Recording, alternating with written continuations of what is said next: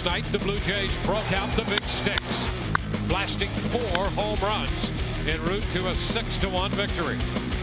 Tonight, right-hander Chris Archer looks to build on his impressive performance the last time out.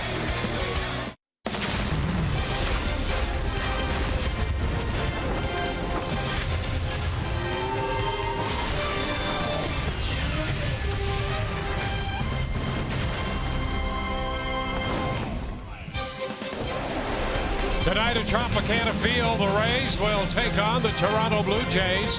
An 8-game homestand, and it is halfway complete. The Rays have won 2 and dropped 2, and tonight they'll be sending Chris Archer to the mound against Toronto. Hi again, everyone, and welcome to an evening of Rays baseball with Brian Anderson, Dwayne Stats. Great to have you aboard. Well, the Rays beaten last night 6-1, and tonight they will turn to the right arm of Chris Archer, who in his last outing to open this homestand was a little bit more like the Chris Archer everybody, including Chris, has been looking for. It was a tremendous outing by Chris Archer. 6 2/3 of scoreless baseball pitched by Chris. His longest outing of the season, and it really boiled down. There were 2 reasons why. Number 1, first pitch strikes. Number 2, the establishing of the changeup early. In fact, out of his 10 strikeouts, 4 of the first 5 came off of that changeup. At that point, the Oriole hitters were completely off balance, and he used that to his advantage as it opened the door later on for the elevated fastball and the slider. It'll be really interesting to see here tonight if Chris Archer takes that same approach against this Toronto Blue Jay lineup. Speaking of lineups, at the top of the lineup for the Rays this year, Logan Forsythe has moved into that spot really for the first time in his career, and he has taken to it quite nicely. Todd Callis examines that when we return.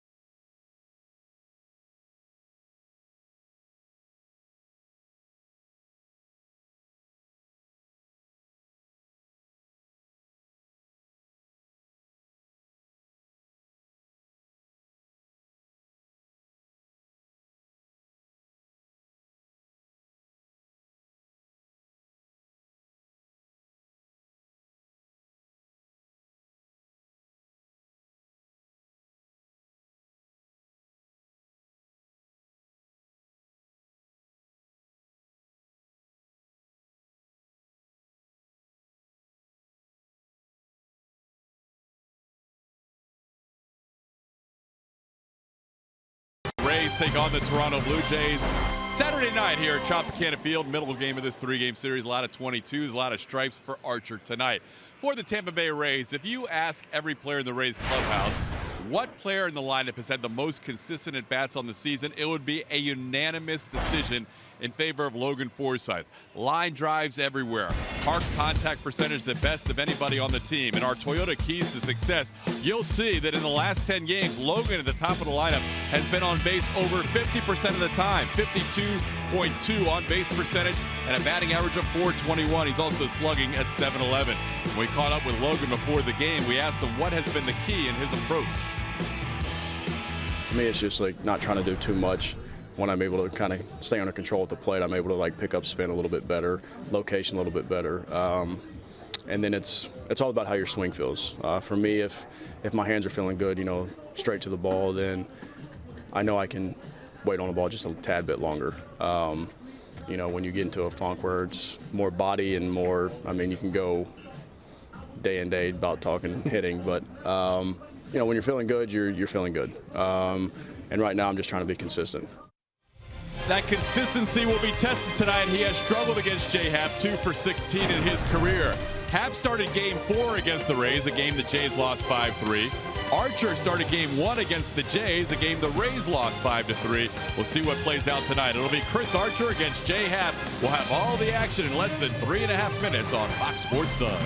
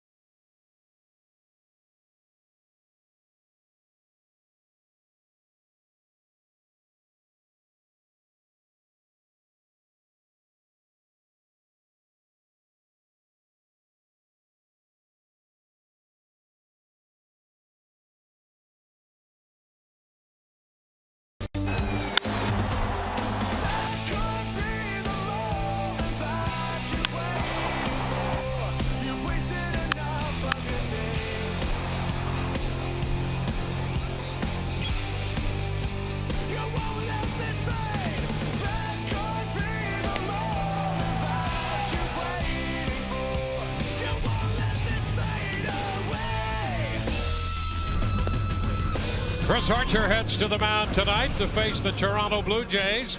Try to get the Rays even in this current series after dropping the opener of this series here last night. Chris in search of his second win. Comes in 1-4. We'll take a look at the starting lineup presented by your Southern Ford dealers. Blue Jays will have Michael Saunders leading off, then Josh Donaldson, Jose Bautista, Edwin Encarnacion at DH. George Tulowitzki hits fifth in front of Justin Smoke. Kevin Pillar in center field. Ryan Goins at second base. He'll hit eighth. Josh Tolle will do the catching, and he will bat ninth. Well, for Chris Archer in his last start, that was against the Baltimore Orioles, 6 2/3 innings, no earned runs, no walks, double digits with 10 strikeouts, and he did it all on just 93 pitches. Very efficient. One thing that stood out, we talked a little about it in the open, is the establishing of the changeup early in the game. This is a team, the Toronto Blue Jays, that he's seen an awful lot of. They've seen an awful lot of him. Will he follow the same script? Well, it was a good changeup and a big part of his success, as you point out, against Baltimore. We did see the slider, but that changeup, command of the fastball and the changeup, the two stories of that start. So here we go. Michael Saunders stepping in. And the first pitch of this game is a fastball upstairs. So we're underway right on time tonight at Tropicana Field.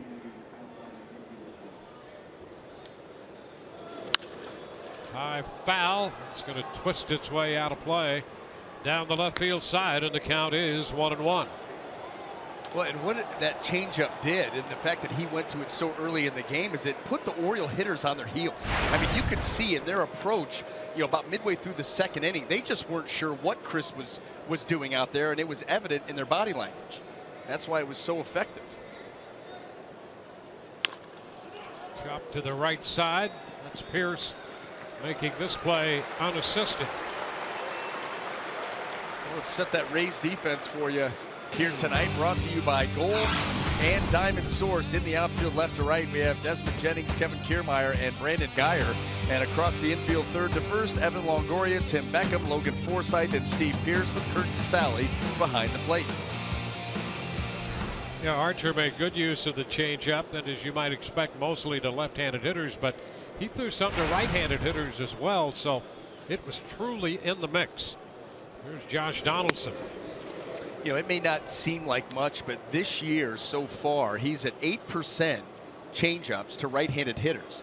The only reason that's significant is because last year it was less than 1%. I mean, he didn't throw any. He may have thrown more last game, his last start, than he threw all of last year against righties. It just gives them something else. First of all, it was a quality pitch against the Orioles, and it gives them something else to have to look for. Now you've become a three-pitch pitcher. Big difference. And there's a strike inside part of the plate. Here's the breakout last time out. 10 strikeouts, 5 with the slider, 4 with the changeup, and 1 with the fastball. And as we mentioned at the time, only 1 with a changeup in all the strikeouts he recorded last year.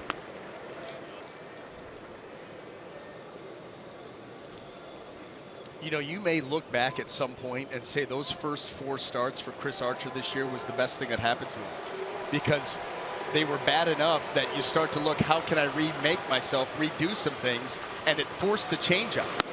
And you can look back and say, because up to that point, Chris Archer's not needed the changeup. He's shown it here or there, but he's been able to pitch effectively with the fastball and the slider. And how many pitchers could do that? Not very many. Not as a starter. But a lot of times you don't make that adjustment and mix in that third pitch until it's absolutely necessary. And after the first 4 starts, it was absolutely necessary that something changed. Well, he gives up the walk. Appeared to be a 3-2 slider to Donaldson, and he laid off. And now it's Jose Bautista.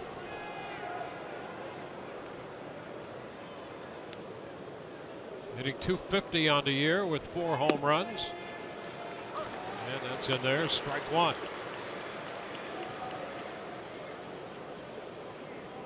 Well, the one thing that you don't want to do is be predictable with the heart of this lineup. We saw last night what this team is capable of. Weren't getting much done offensively, but 4 homers in last night's game. And Bautista now in the hole, 0-2. And that was an uncomfortable swing. Jose Bautista, a guy that usually turns it loose, swings with conviction. That one kind of feeling for the ball through the zone.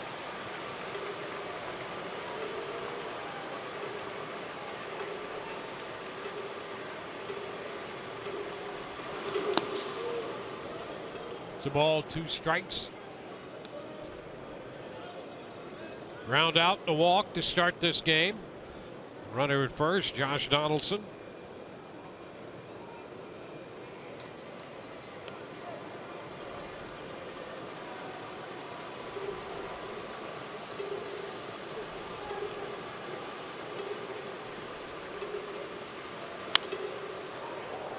fouled out of play.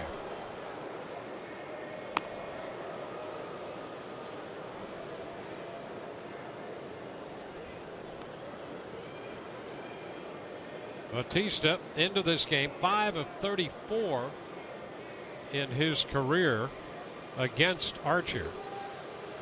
One of those hits a home run.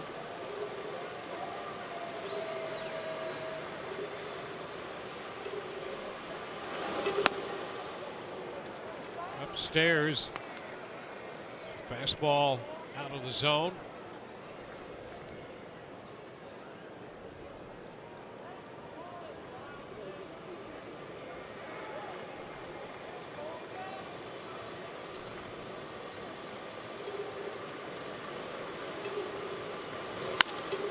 Fly ball center field. Sends Kiermaier back. Now he comes back in to make the catch. A tag. Donaldson's on his way to second, and Kiermaier had trouble unloading that for the throw. Bautista's claiming that he dropped it.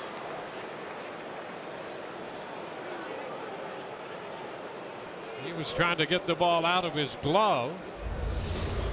Well, first of all, watch the route. He heads back, a big swing by Bautista. You're thinking deep. Now you got to scramble back in, and on the transfer, that ball just comes loose. But that allowed Donaldson to tag and get to second. Clearly a catch. And Archer's having a conversation with Andy Fletcher. Bautista did not leave first base until just now, but he is out on the fly ball, and Donaldson moves up. That was heads up base running there by Donaldson, realizing not going to go anywhere. The ball's going to be caught, so go back and tag up. The Rays may appeal here for the heck of it. Joe West, the crew chief out there with Kevin Cash. He just said to Kevin Cash, he said, well, you can appeal. Hey, go ahead and appeal. We'll see what happens. So here you go. They're going to do it.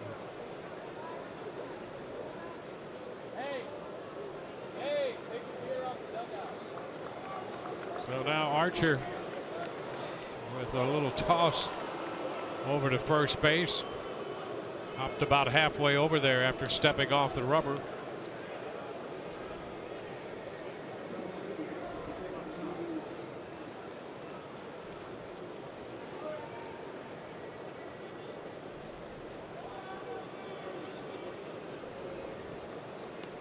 So Donaldson at second, 2 gone, and here's Edwin Encarnacion taking a cut, fouling it back. Fastball around 94 to start Encarnacion. Well, Donaldson walked and has moved to second, and they're going to give Kiermaier an error on that play for Donaldson advancing.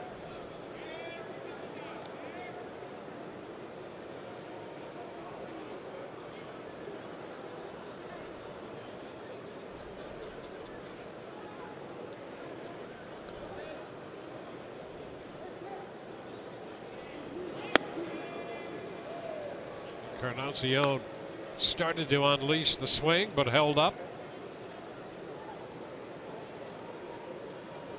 Just 6 of 39 against Archer, but 3 of those 6 hits have been home runs.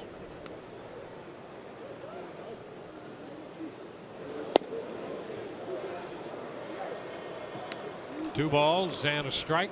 Well, we definitely have seen the changeup again here early. Maybe not as many as against the Orioles, but there's been at least 3 or 4 of them by Chris Archer to these right-handed hitters. He just missed with one there to Encarnacion.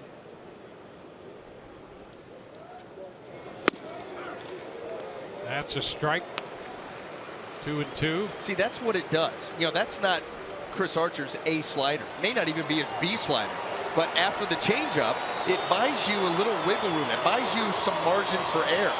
And so you're able to pick up a strike with that pitch and look to make a better one here.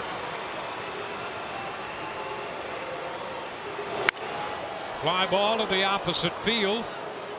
It's Geyer out there tonight, and he makes the catch to retire the Blue Jays in the first, leaving a man. Bottom of the first coming, Rays coming in to hit.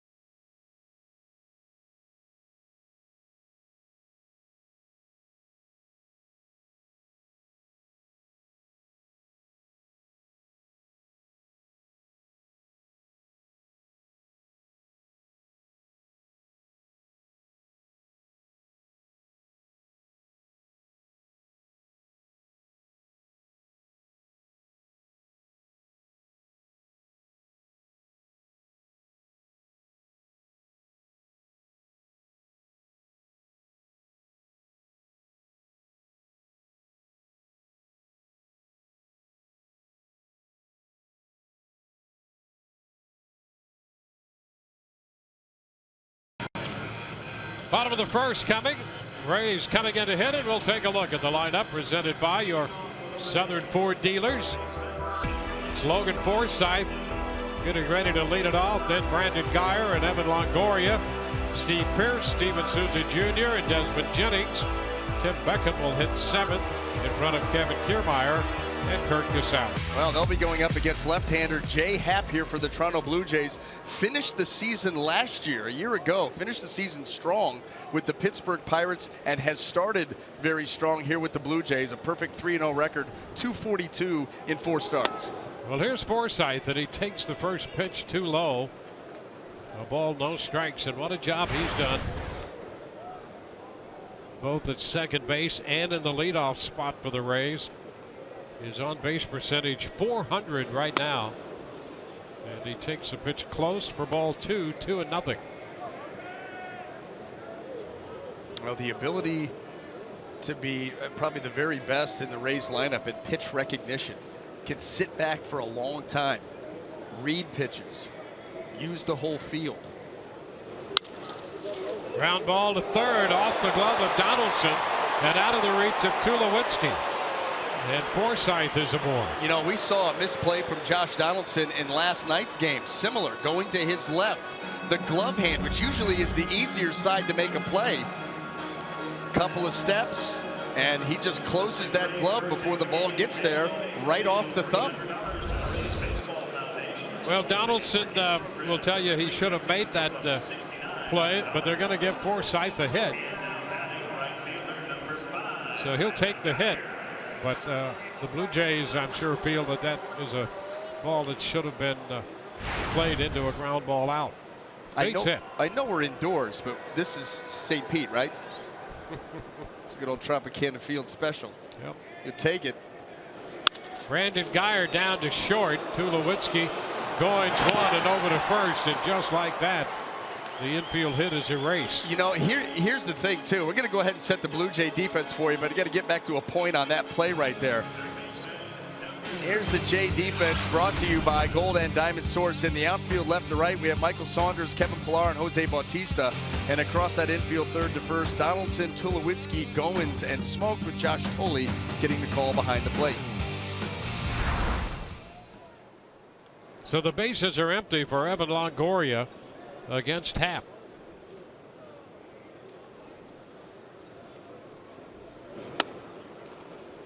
That's a ball upstairs. You know, getting back to that double play ball, one of the things that's interesting about Jay Happ is he is using his two-seamer almost twice as much as he used it a season ago. And while his ground ball numbers haven't changed dramatically, he has been able to get the ground ball when he has needed it. And that is now, this is his 5th start. He's already got 8 ground into double play ground balls. I mean, that's amazing for a guy that's, you know, fly ball percentage or ground ball percentage isn't particularly that high. He's been able to go to the two-seamer when he needs it and pick up those 2-for-1s. Well, the combination of the sinker and the cutter for him and command of the strike zone, it's almost as if at the age of 33, it's all come together for him. And he's feeling as comfortable on the mound and as much in command as I think he has in his entire career. And that's the key, too, is feel. You know, he said that he wanted to pick up the tempo in between pitches because he has that tendency to overanalyze, to think too much. So he said, I would rather. Northwestern. There He's a you smart go. guy. There you go. But he said, you know, that he would rather be out there working quickly, trusting what his eyes see, and, you know, and just a feel and instinct of what to go to next. Chop to short. Tulowitzki has this one, and he throws out Longoria. We've completed an inning tonight at the Trop. No score.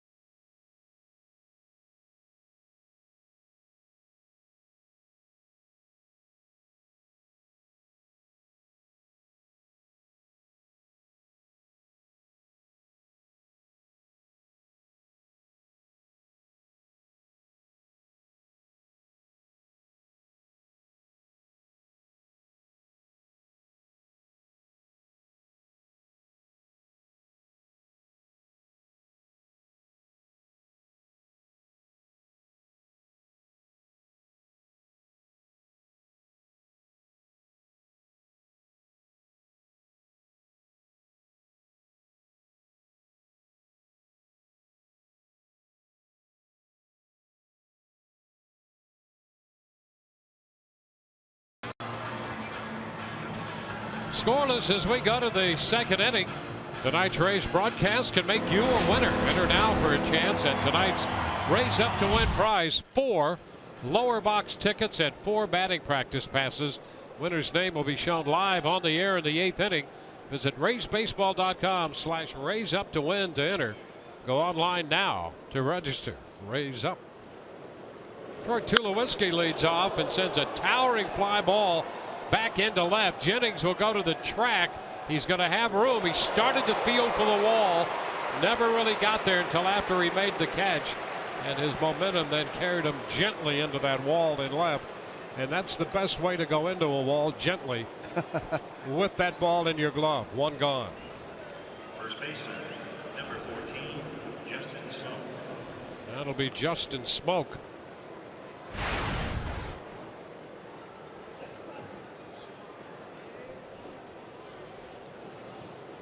Smoke drove in a couple runs in the 8th inning last night for Toronto.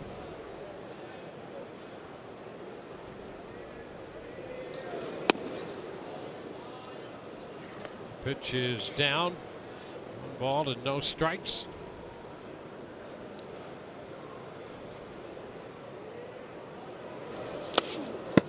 Around his feet, and that one skips to the backstop. Well, and the interesting thing about those 2 fastballs is Kurt Casale set up on the outside corner. They wanted the fastball away. Both of them yanked down and in, just holding on to that baseball a hair too long. I think that got a part of Joe West. It did. Right in that right foot.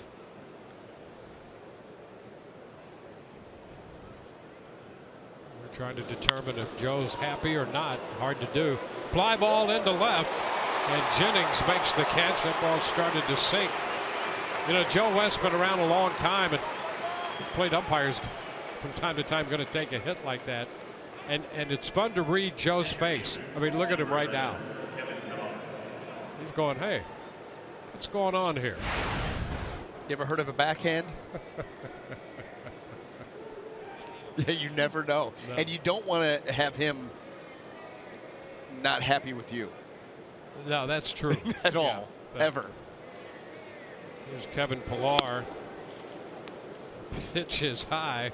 1 ball and no strikes. Yeah, he's right to the point. A bit wide with that one. The slider off the plate. 2-0.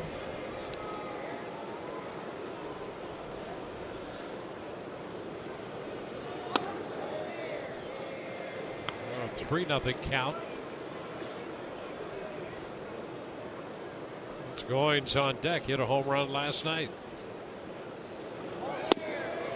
And ball 4 is low.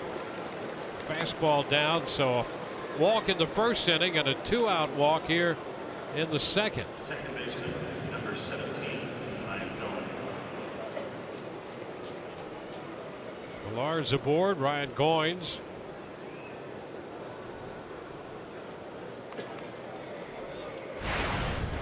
Goins hit a home run in the 9th inning.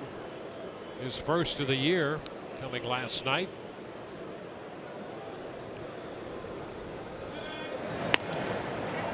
Pillar back in. Goins hit 5 home runs last year. Tends to hit the ball on the ground a lot, but he got hold of that one last night. Yeah, that was surprising because to hit the ball out of this ballpark, there are no cheap home runs. And to go opposite field like he did. Wow. Yeah, here's another look at it. And you're right, the opposite field. Well, it's not like he's a known power hitter either. And to do that, I don't care if it's first, second row, it's opposite field. It's impressive.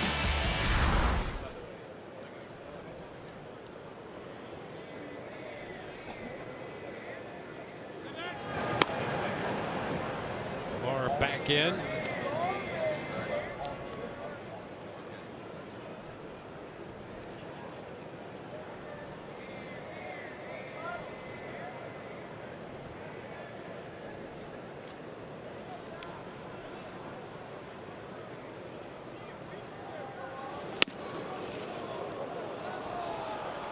Now it's 2-0. Pilar walked on 4 straight pitches. You know, Smoke had a count of 2-0 and then hit that line drive to left. That came on a 2-0 count. Pilar walked on 4 straight pitches, and now it's 2-0 here to Goins. 30 pitches in, and 17 of those pitches have been out of the strike zone. And that was, you know, the antithesis of what we saw in his last start, where he was owning the strike zone early, and that really allowed him to go a lot of different avenues, take a lot of different avenues to get out the Oriole hitters. This is what we haven't seen, or didn't see, the last start. There's 3-0 to the Toronto second baseman. Let me see right there. That's the big one. No walks and not a lot of bad counts.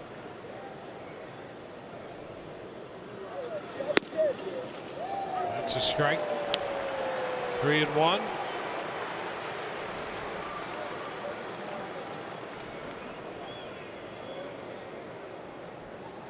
So that stopped a stretch of 9 out of 10 pitches out of the zone.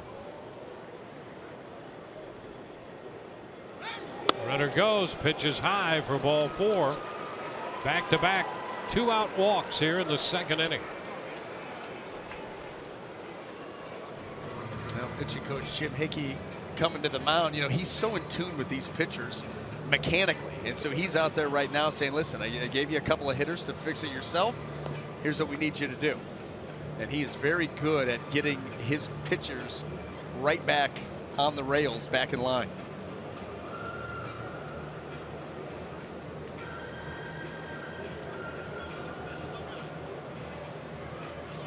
So they break up the conference on the mound just as Joe West got halfway out there. Catcher, number 22, Josh Toller. Josh Tolley will step in here.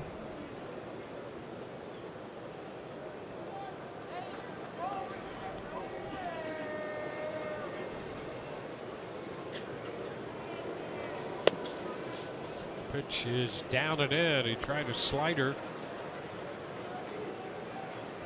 A ball, no strikes.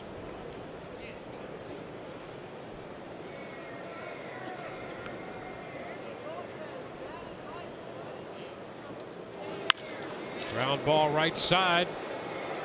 Archer covers.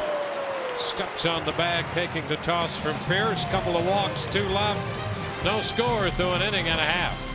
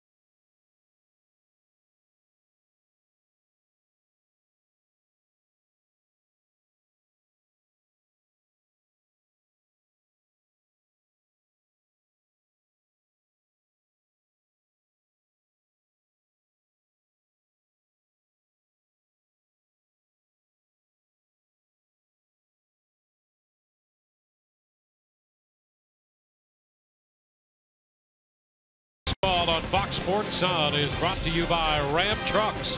Guts, glory, Ram. By Trade Winds, the official beach resort of the Tampa Bay Rays. By Nissan, choose Nissan today for great offers on our most exciting lineup ever. and by your local Toyota dealers.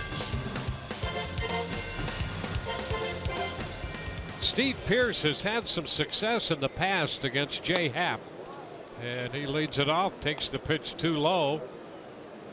And so Pearce in the cleanup spot for the Rays. Subject of tonight's Buick GMC big matchup.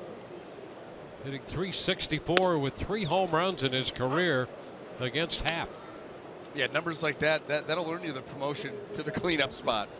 Rays flexible with their lineup, not afraid to have some moving parts. And it looks a little different tonight with Pearce cleanup. Souza Jr. hitting 5th in the lineup. 2-1 the count. And back to back, if you put Pearce and Souza, they're 9 of 28 with 4 home runs against Happ. So they're 4-5 in the Rays lineup. Ground ball, Happ knocks it down, can't find it, now retrieves it, and the throw to first in time. That is an interesting feeling, to say the least, when the ball comes back your way and you initially can't find it. You're like a quarterback in the pocket. You know that clock is going off before it's going to be too late, and he ends up scrambling, barehanding it, and making the throw. And sometimes that quick throw is better than a leisure throw from anywhere near the mound. How many times have we seen it already just in the first month of the season? You take your time and throw that little lollipop lob throw, and your first baseman is testing his vertical leap. Now Steven Souza Jr. takes a strike.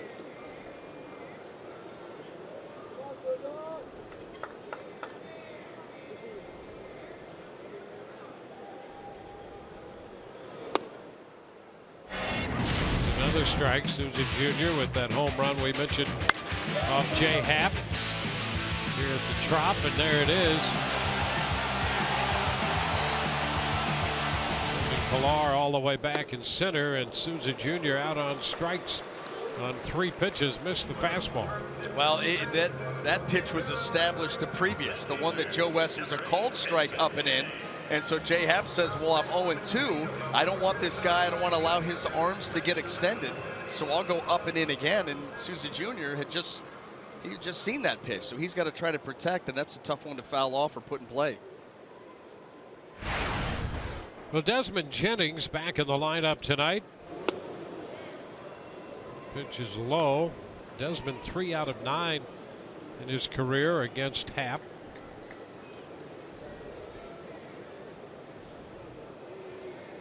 Jennings nothing out of his last 16. That'll make it 17. Tulowitzki's throw completes the inning. 1-2-3. Go the Rays on inning 3, scoreless.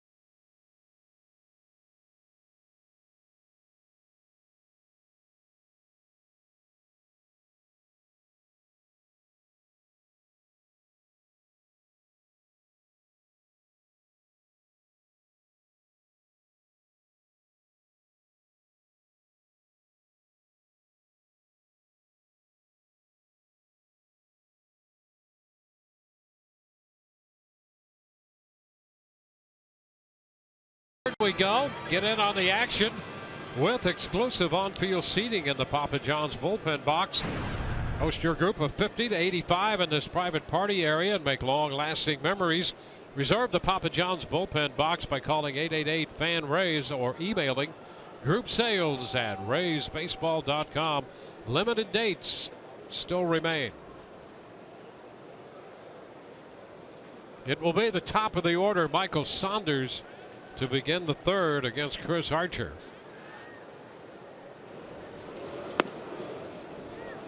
The pitch is a strike. You can see Saunders shortened on the bat.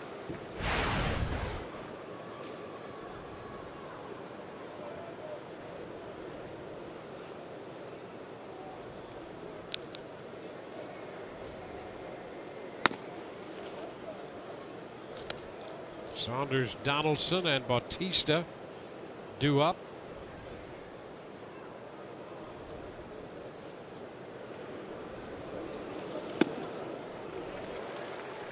One and two. Michael Saunders tried to adjust that swing about halfway through, trying to go down and make contact with that pitch, just disappeared on him.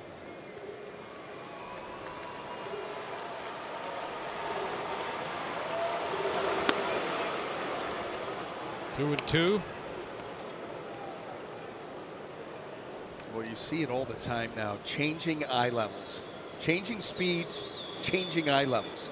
3 different ways that you can keep a hitter off balance: up, down, in, out, back and forth. Well, there's the count going to 3-2. Well, and with the heart of the lineup starting to get itself ready to come around for the second time, you can ill afford a pitch out of the zone here. Strike 3 call. He got him looking. First strikeout, fastball, and a call, third strike. Yeah, you wonder what Michael Saunders is looking for. I mean, a full count, obviously sitting off speed. He just take a 4-seam fastball that's right there.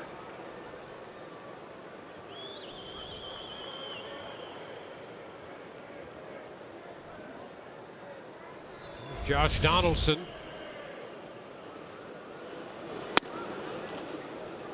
Fastball is too high. The cold hard facts tonight brought to you by Clean Crisp Coors Light.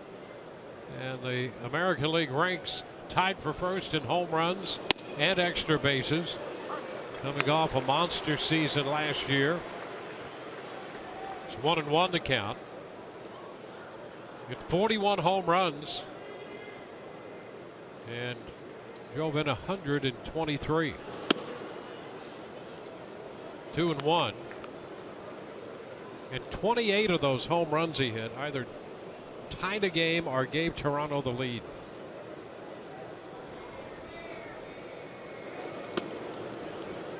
Yeah, that's impressive. You know, that they're not garbage time, down 7-2, and you pop one to lose 7-3.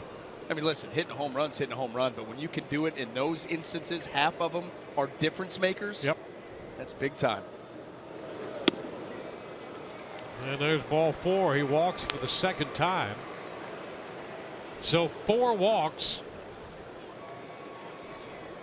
You're playing with fire if you're going to walk guys in this lineup, and I get it. They lead the American League in walks taken, to be expected with all their power, but one swing of the bat, that's when you start putting up those crooked numbers. So very, very, you're walking a tightrope when you're walking guys in this lineup. Well, that's a season's high in walks for Archer, 4. Bautista takes one away.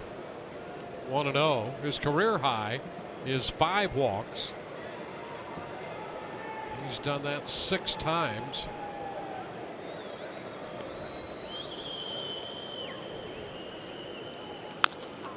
Foul ball.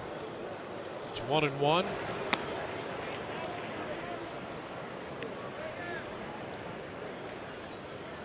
This is Archer's 99th Major League start tonight.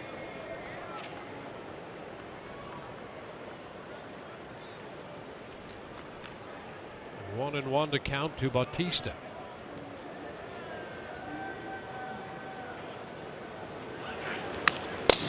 Big cut on that pitch up, and it's fouled straight back.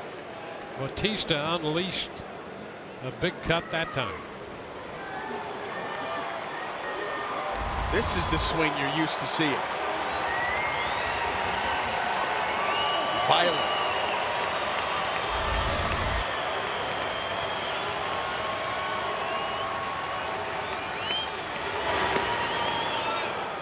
Slow.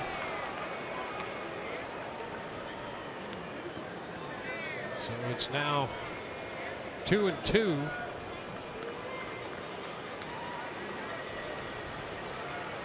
On deck, Encarnacion.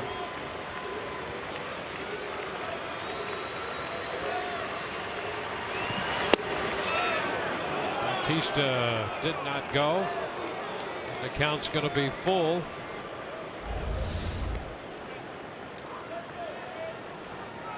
Checked up on that slider down and away. Ray's asking for help. So a couple sliders after he got ahead 1-2. Now the count's full. This one headed toward the corner. Jennings runs out of room and it's gone. Third straight slider and Bautista hits it out. Might have been a changeup. Off speed. And he got it just fair over that low wall.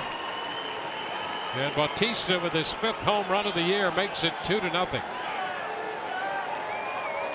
Well, and this is why we just talked about the fact that walking hitters in this lineup puts you in a precarious position.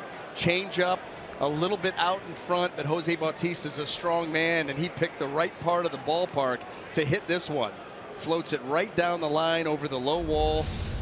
And the Blue Jays get 2. And you could see the grip. It was definitely a changeup. And Bautista puts Toronto out in front.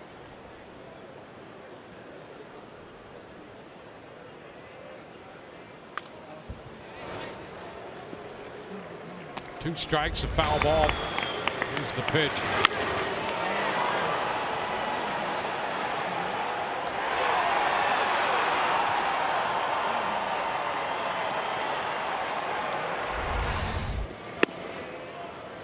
Upstairs, 1-2. Well, one hit that hit a home run. Following the walk, Donaldson walk, Bautista homer.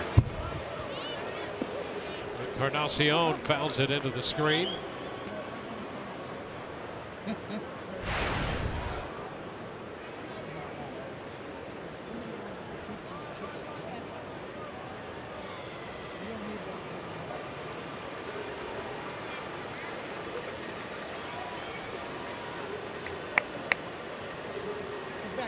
Come on.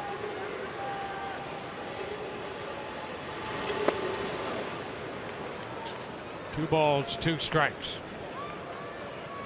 You can tell that Chris Archer on some of these sliders just not happy at all with the execution, kind of yanking them down and away off the plate.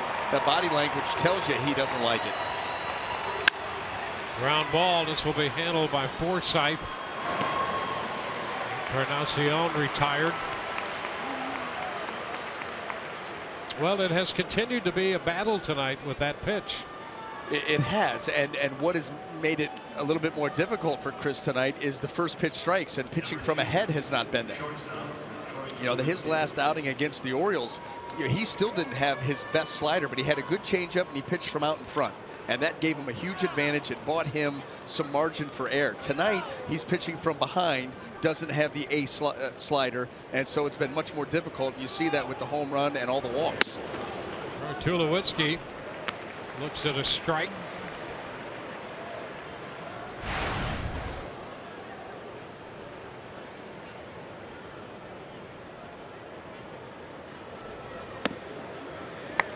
And there's a slider that catches the zone.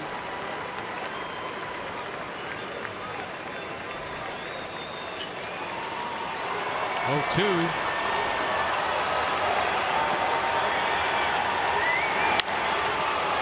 Ball lifted into left center field. Jennings makes the catch. So Tulowitzki's out of there. Bautista hits a 2-run home run. And that gives Toronto a 3rd inning lead, 2-0.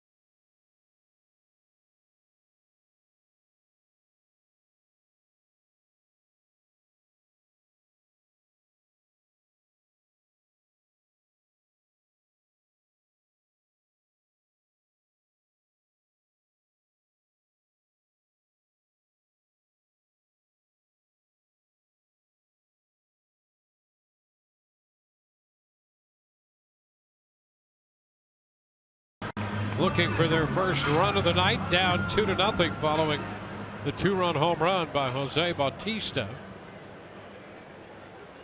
Tim Beckham will lead off. Happ gave up a base hit to Forsythe to start the first. He was immediately part of a double play. So he's faced just 6 men through the first 2. It'll be Beckham, Kiermaier, and Casale. Beckham follows that first pitch all the way in for a strike.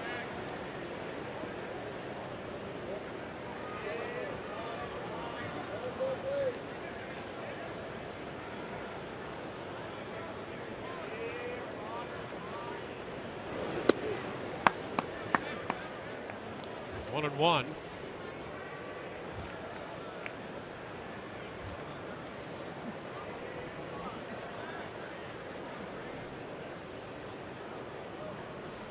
Of 158 on the year.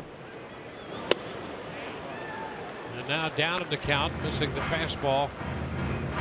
1-2. Jay Happ, 33 years old. Split last year between Seattle and Pittsburgh, and things really came together for him in a Pirates uniform. He was 4-6 in Seattle, 7-2 with the Pirates. And he gets a called third strike on Tim Beckham. One away. Let's check in with Todd Callis right now. Todd? Dwayne, look at the group that I'm with right now. We have the superstar of medical professionals here in the baseball industry. The world-renowned Dr. James Andrews in the middle, flanked by Dr. Coco Eaton, Dr. Michael Riley. Before the game, PBAS, Professional Baseball Athletic Trainer Society, recognized these guys for 20 years of continuous service with the Tampa Bay Rays. They threw out the first pitches of this game, the ceremonial first pitches. And if you want to, let's take a look at these pitches right now. And there they are on the field. Dr. Riley, Dr. Andrews, Dr. Eaton, the first pitches. And they got their jerseys on. Guys, you know, as Kevin Kiermaier hits one foul, and we take it for granted now. The guys that caught those pitches, Matt Moore back doing his thing, Alex Cobb nearly a year removed from his surgery, and Rocco Baldelli had his share of injuries.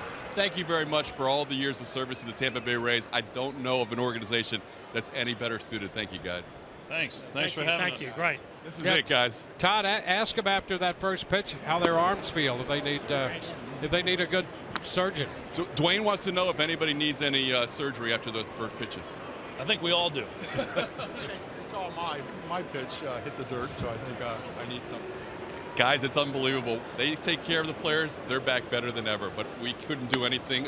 We talk about the trainers being unheralded. These are the guys behind the scenes, behind the trainers who put in unbelievable hours and get these guys back on the field. So thank you again, guys. All right, Todd, thank you. Amazing work. And so they were honored in ceremonies before the game tonight. 3-2.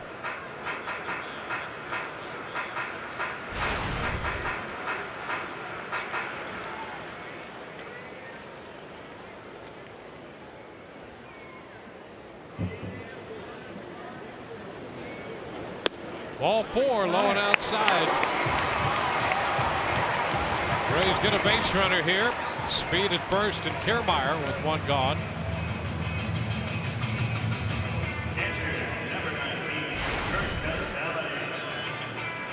Well, this is another one of those instances that you would expect the two-seamer to come out. You know, he uses it a lot more than he did last year, but still doesn't overexpose that pitch. He goes to the two-seamer when he needs a ball on the ground, and he certainly would like to have one here.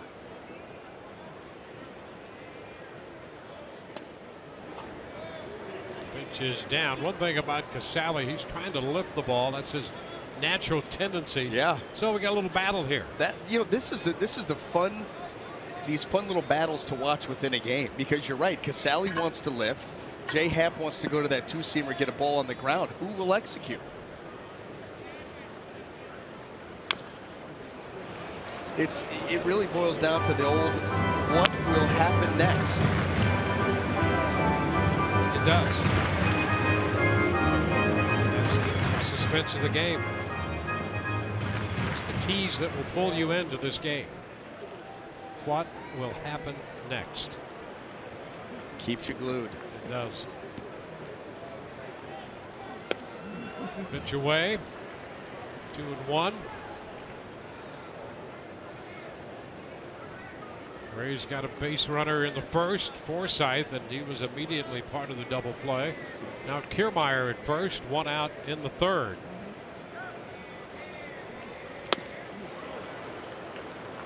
Two, unleashed the cut there at that fastball. There's a bit of an uppercut when Casale lets it loose. Top of the order on deck, Logan Forsythe.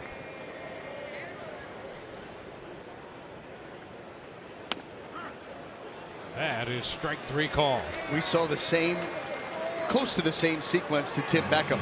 As the at-bat moves along, a fastball away, follow it up with a fastball in. 2 strikes, a hitter looking out over the plate, and all of a sudden you execute a pitch in. That's the one that you know if you get it to your spot, you're going to lock the hitter up, and you're going to get the strikeout looking as opposed to swinging because he's set up for it.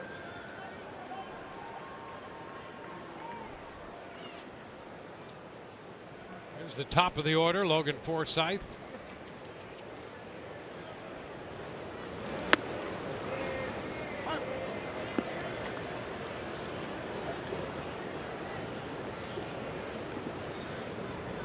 That first time through the order, 3 strikeouts, a walk, and 1 base hit.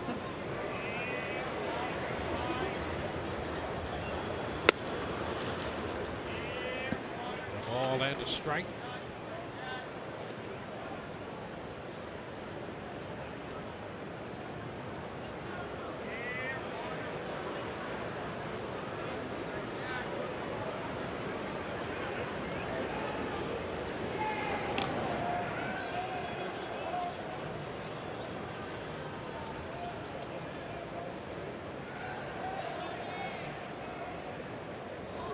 Jays and the Rays divided the opening series to begin the year.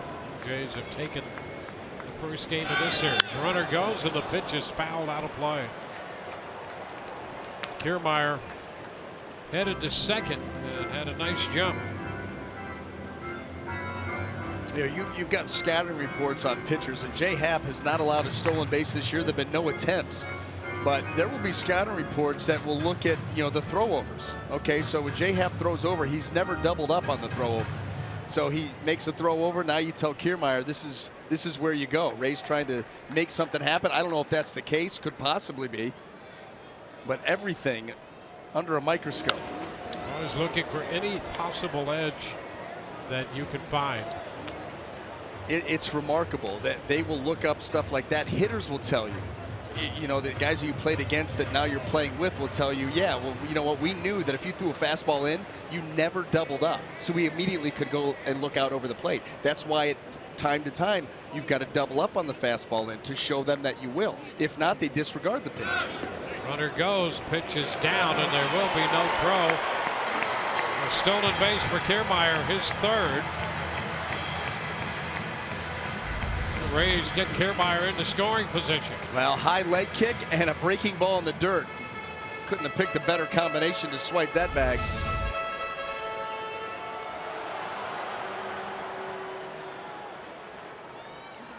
Well, scoring runs has been a challenge so far for the Rays. And here's an opportunity to try to get a guy into scoring position with 2 outs. Just a little bit of that one to stay alive, a foul ball. And with your most dangerous hitter right now at the plate. Yep. So do what you can to get a man into scoring position. A run at a time. Well, and that's a good time to try it too, because let's say they happen to throw Kiermaier out. Okay, don't like that, but you've got Logan leading off the inning the next half. It's worth the risk.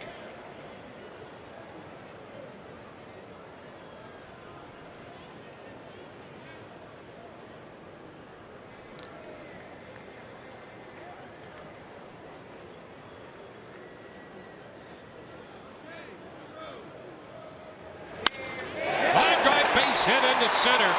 Well, it's going to pay off. Pilar overruns the ball. Forsythe's going to try to get into second. He is safe there. Rays get a run, and Forsythe winds up in scoring position. It's 2-1 Toronto. Aggressive base running by Logan Forsythe, and Kevin Pillar got a little lazy in center field on the throw in. This ball was smoked, and it took a funny bounce off the turf. Here's the breaking ball down. Logan stays right up the middle. Very adept at doing that. It took a funny bounce off the turf. You'll see that here. Watch him bounce back right there. And now as it drops in, he just kind of flips the ball in there with nothing on it. And that allowed Logan Forsythe to sneak in the back door. Never hesitated. So a base hit, a run batted in, and an error on that play with Forsythe moving into second. Both center fielders have been charged with errors tonight, and a couple of guys who many people think were 1-2. There's a line drive by Geyer. Boy, he hit that ball hard. Caught by Tulowitzki. So the Rays work their way into a run. 2-1 Toronto through 3.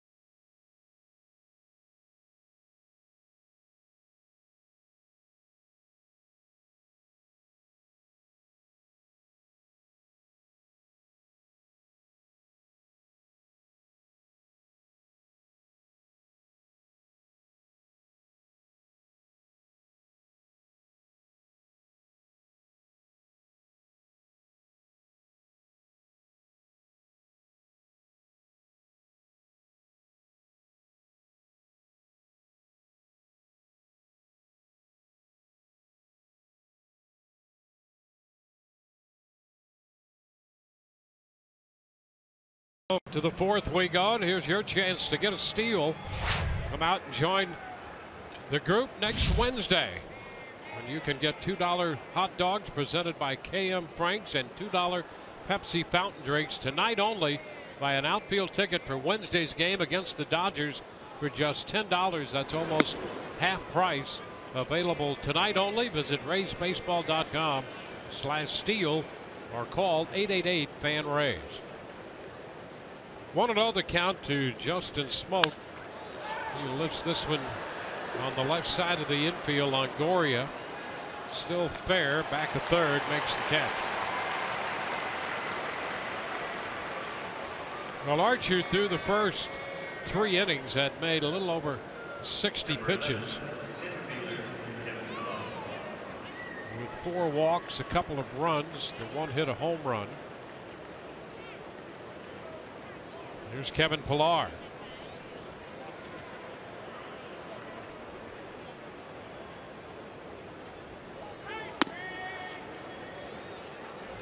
Put in. Pillar walked on 4 pitches in the second when Archer hit a streak. Finding it difficult to throw a strike. He went 10 pitches and 9 missed. He's behind Pillar. 2-0 right here. Hard hit to short. Beckham on the short hop. Boy, that's a tough play. Nicely done. He found himself truly in a defensive position there on a hard hit short hopper. This ball is going to eat you up. I mean, it was hit so hard. There was no way Tim Beckham is moving here. So you might as well get that glove down there and make a play. And boy, he made a nice one. Got the throw over to beat Pilar by a step for the second out. 2 gone, now Ryan Goins. Here's the other thing about Archer's outing tonight. He's still thrown more pitches tonight out of the zone than in the zone. Yeah, hard to believe. I tell you, it's a tough way to live. It's a tough way to pitch, and really, you should feel fortunate the Rays down just 2-1 right here.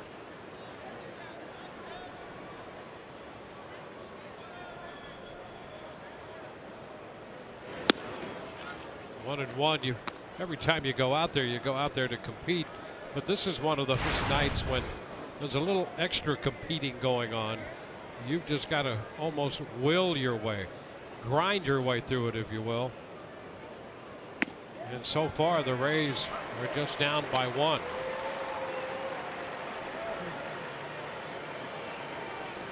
A ball, 2 strikes.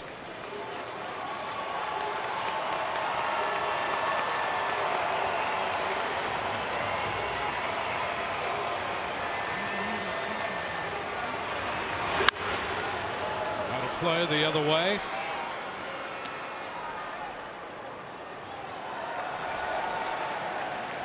Archer 5-4 in his career against the Blue Jays.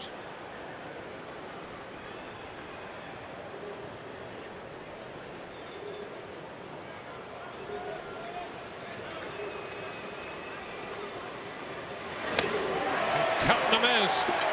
Goins out on strikes, and it's a 1-2-3 inning for Chris Archer. Evan Longoria will open the bottom of the 4th when we come back. 2-1 Toronto.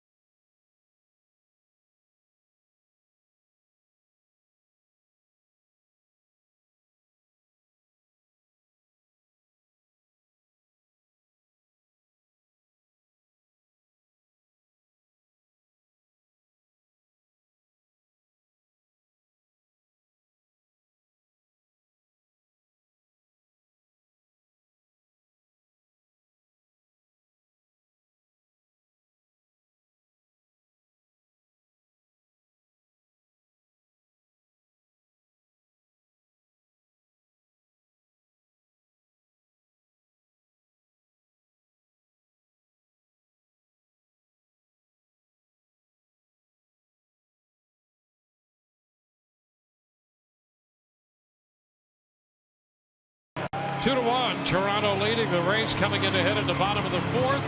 Here's what's coming up tomorrow on Rays Live. The pregame show presented by your Gulf Coast Honda dealers. Kids Sunday.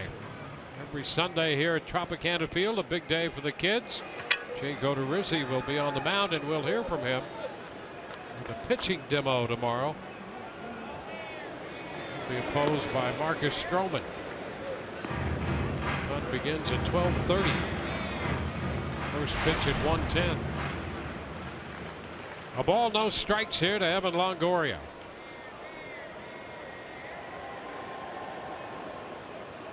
Pierce next, and then Souza Jr.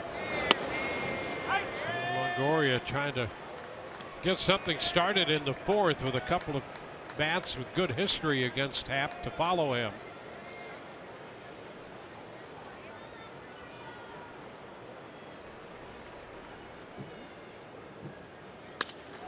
Liner into left. It's going to stay up, and Saunders reaches up to make the catch.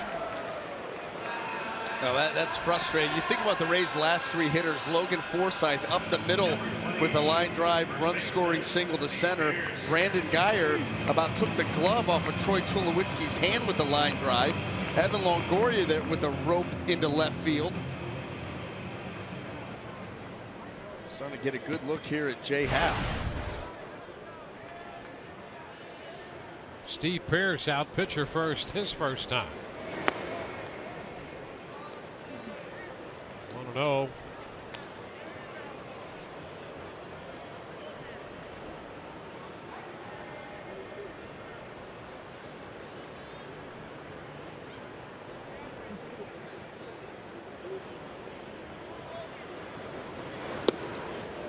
Getting the back foot out of the way. 2-0. This is the 11th start for Pearce. And this is the 23rd game of the year for the Rays.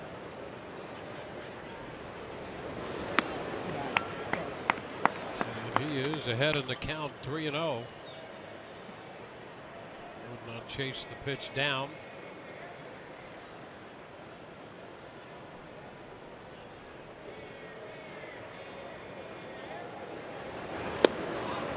Ball 4. It's wide. And there's a walk. Rays have a runner with 1 out. Now that's one thing that Jay Happ has had under control this season. His walk rate about half of his career number. Well, actually, since he went to Pittsburgh, his last 11 starts last year, first 4 this year, less than 2 walks per 9. So he's done a good job of commanding the zone, staying away from the walk. That's his second walk here tonight in the last 2 innings. Souza Jr. lines it foul.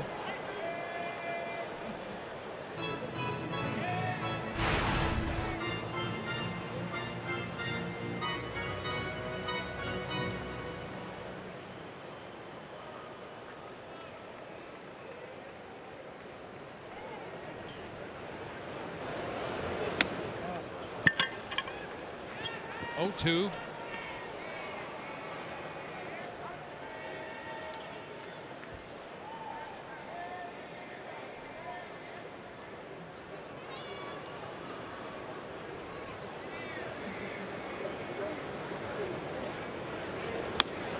And he strikes out Souza. And right after him with a fastball, 0-2. Souza's seen 6 pitches tonight from Happ and is 0 for 2 on strikeouts. Yeah, look where Tolley is. They actually want that ball in, but elevated, just as effective in this instance. Not messing around. Here's Desmond Jennings.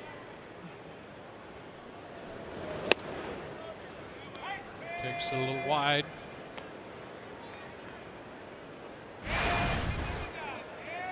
Happ was with the Blue Jays 2012, 13, 14. Ground ball handled by Goins. He'll go to first. And the Rays are out in the 4th inning, leaving 1. We go to the 5th, 2-1 Toronto.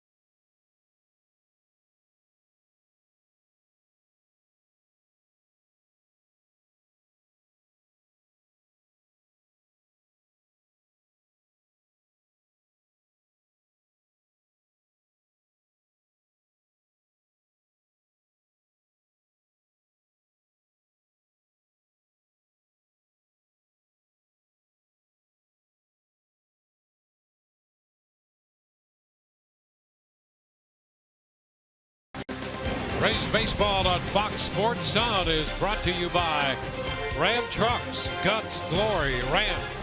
By Geico, 15 minutes could save you 15% or more on car insurance. And by your Southern Chevy dealers.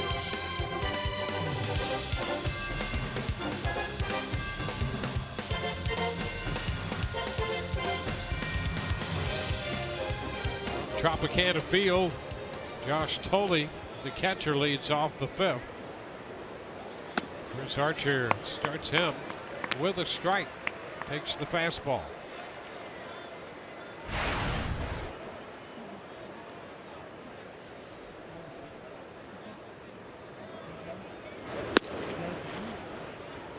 One. Archer had a 1-2-3 fourth in which he made just 10 pitches.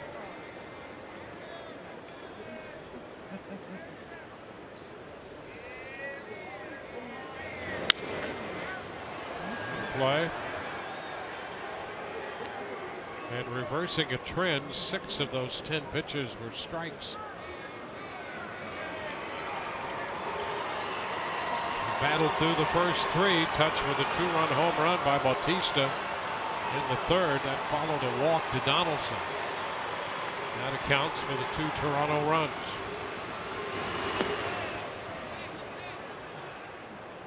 Two and two.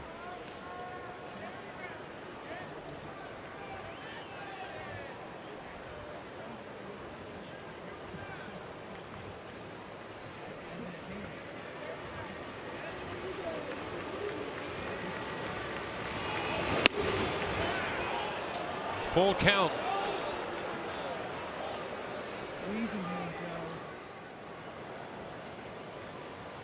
This is the 7th 3-ball count he's had on a hitter tonight. And he strikes him out. Mid-90s fastball. Thole is the first out. Yeah, that right there kind of shows you how the game has changed, where you kind of devalue the strikeout as a a hitter. Look at Josh Thole, a full count, 0 cut down on the swing. I mean, he's looking there swinging like you would expect in a 3-1 count, a 2-0 count, trying to hit the ball a country mile.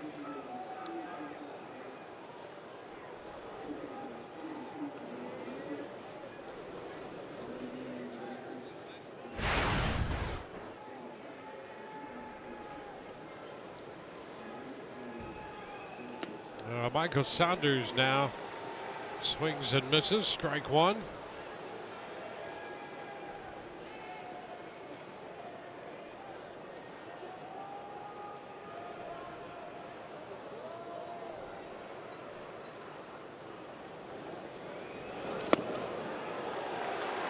Two. Well, Archer, 3 strikeouts tonight. He now has 42 for the month of April, and that surpasses David Price's 41 and Drew Smiley, who also had 41. Smiley picking up 8 strikeouts last night. 1 and 2.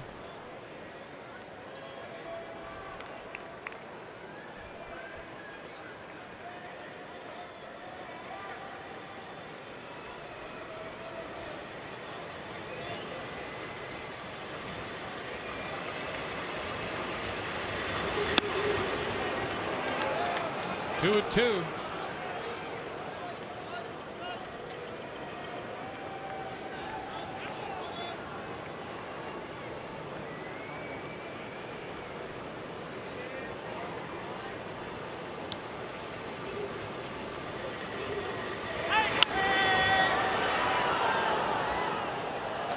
Count remains even.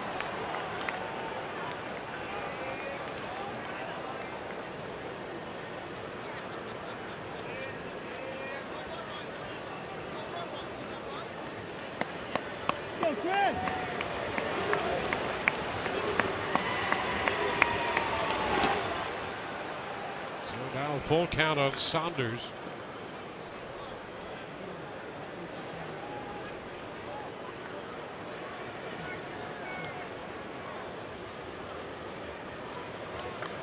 Saunders started the night 7th in the league in hitting.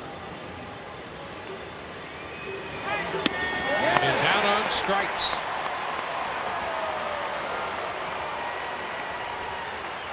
Four strikeouts for Archer, and 3 of them have come in the last 3 hitters. Now this one is the changeup. Keeps it on the outside corner, a little late finish to it. Saunders geared up for something else. Clearly out in front over the top.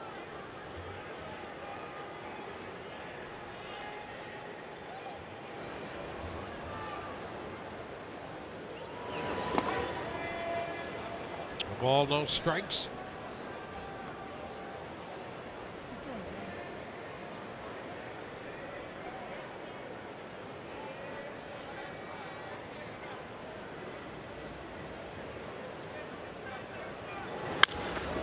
Donaldson lifts it up the right side, foul. That's headed for the stands. It's 1-1.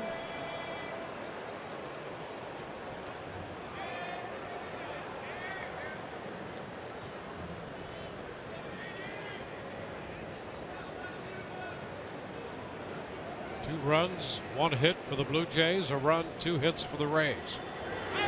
We're in the 5th. Donaldson jam, pops it up. Pierce down the right field line in foul territory from first, handles it. 3 up, 3 down. We go to the Rays half of the 5th.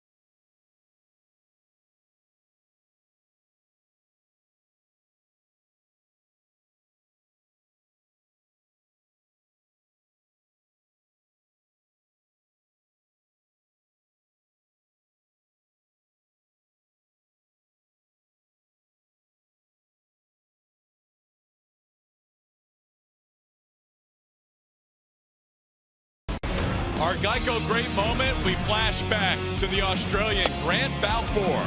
Number 50 for the Rays, appeared in the postseason with 3 different teams, the Twins, the Rays twice in 08 and 10, and then the Oakland A's. And who would ever forget this moment? Look at who is behind home plate there, the Cowboy Joe West. And Grant Balfour and Orlando Cabrera. A little bit of heated words during that AB, and Balfour tells him to sit down. We learn after last night's game that Grant Balfour has officially retired, so we wish Grant the best. He and his wife Angie and their 2 girls still live here in the Clearwater area. We hope to see more of Grant now that he's no longer playing, but congratulations to Grant for a great career. A lot of good years here at Tampa Bay. Guys, back to you. All right, Todd. Here's Tim Beckham. 1 pitch into the at-bat. 1-0 is driven up the alley into right center field. We'll get to see Beckham run. Heads for second base, and he will stop there. A double for Tim Beckham.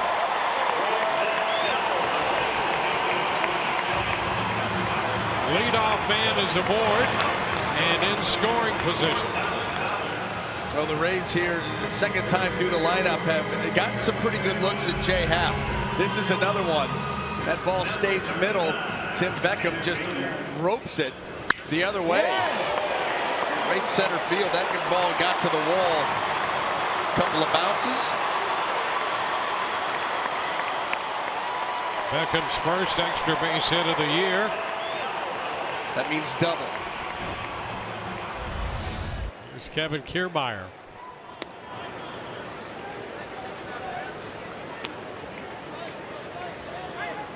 The Rays now have 3 hits.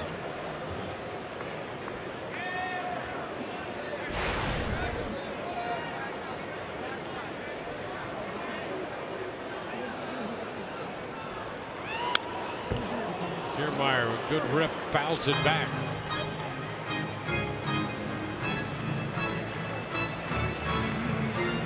He walked, stole second, and scored in the 3rd.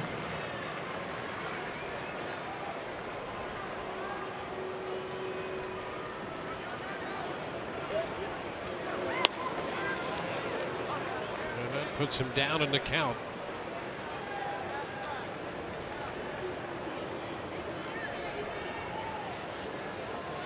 Speed at second.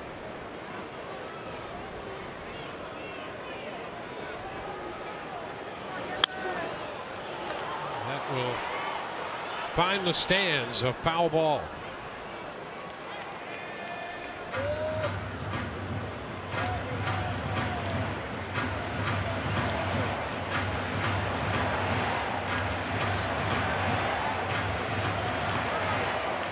Kiermaier looking for his 2nd hit of the year against a lefty. That one hit was a double.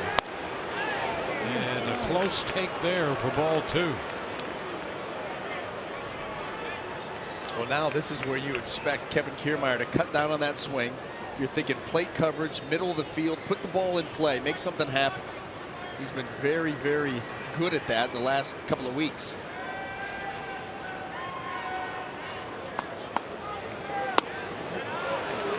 Count goes to 3-2. A couple of pretty good takes here. Well, he's been more comfortable at the plate, better at bats, more production, leads to more confidence.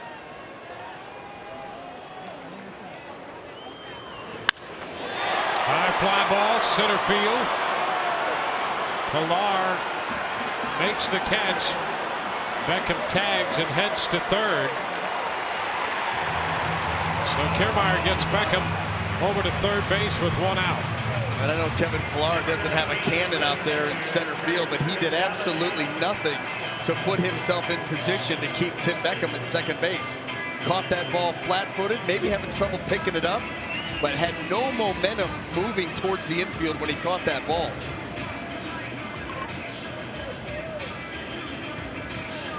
Well, we'll see if this works to the Rays' advantage. Advancing the runner with 1 out. Here's Curt Casali.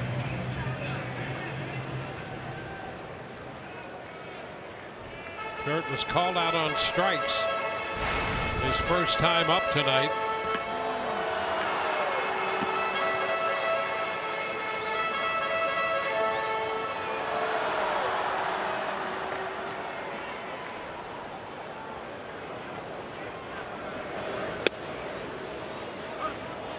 A strike. Because Jay Happ has been able to get that ground ball when he needs it, Blue Jays, you see everybody up here not conceding this run at all. And he went around. Joe West made that call. It's 0-2. Down in the dirt, just a hair too far.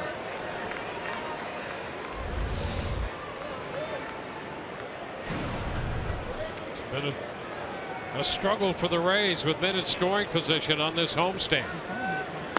Well, the thing that's more frustrating than even that average is the 3 hits. They haven't all accounted for RBIs, for runs.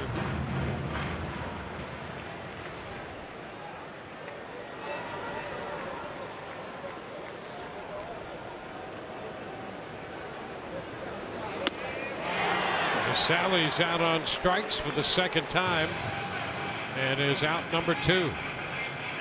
It's been a tough stretch for Casali recently. He struck out 21 times in his last 35 at bats.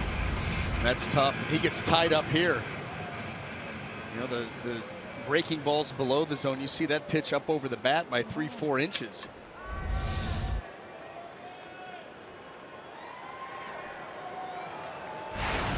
Logan Forsythe now.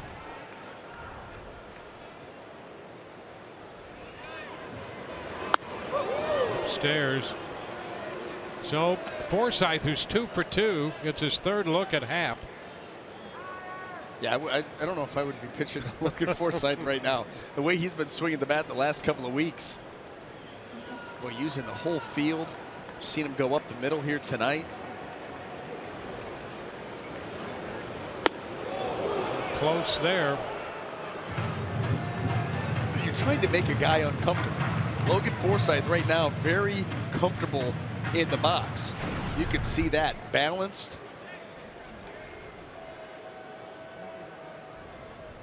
And clutch.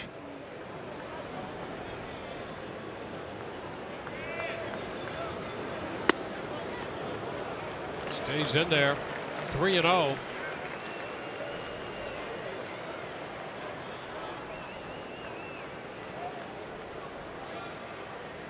Rays trying to make use of the leadoff double. Beckham's now at third, but with 2 outs.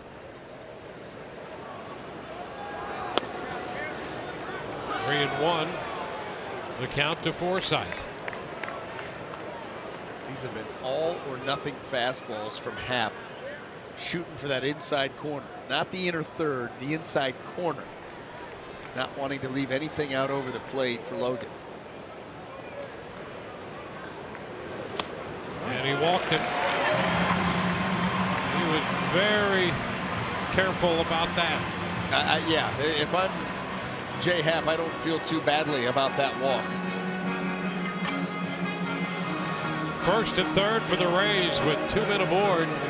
Well, Brandon Guyer hit the ball right on the nose in the third, lining to Tulowitzki. Almost took Tulowitzki with that line drive. Yeah, I don't feel bad about the walk, provided I make quality pitches to Brandon Guyer. Because we've seen Brandon over his, we talked about it a little bit in the pregame show, his last 7 games. Coming into tonight, he was 10 out of 20. Very easily could have been 11 out of 22. That line drives another foot away from Tulowitzki.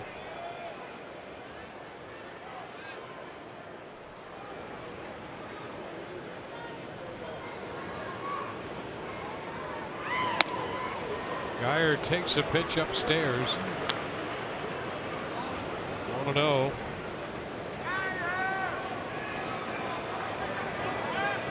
Guyer in his 9th start of the year. Looking for his first hit tonight. And a liner in the center. It's going to carry to Pilar, who makes the catch. And the Rays leave 2. Still down 2-1.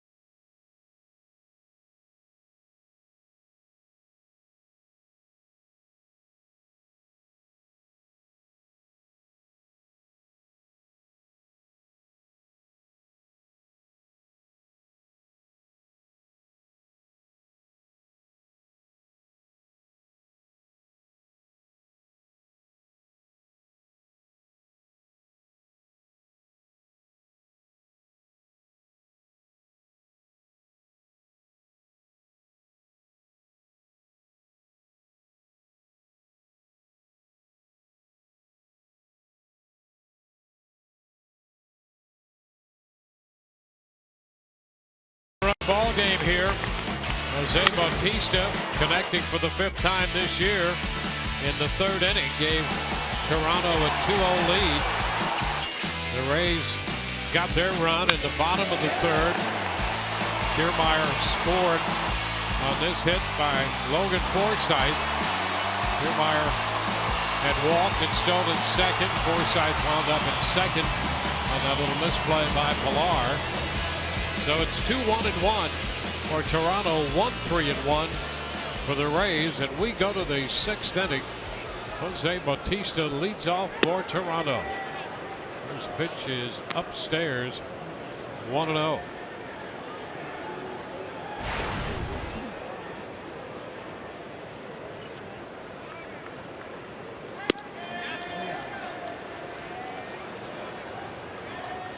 First slider up out of the zone. This one wide, 2-0.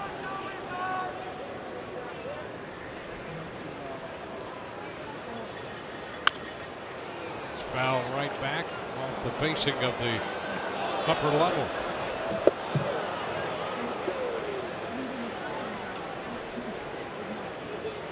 Two and one.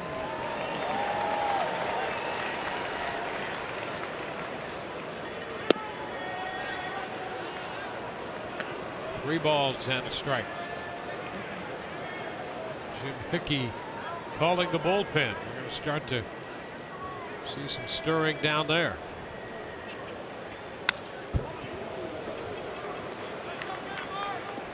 Vinny Romero taking off the jacket. So he'll start to loosen. Full count on Bautista.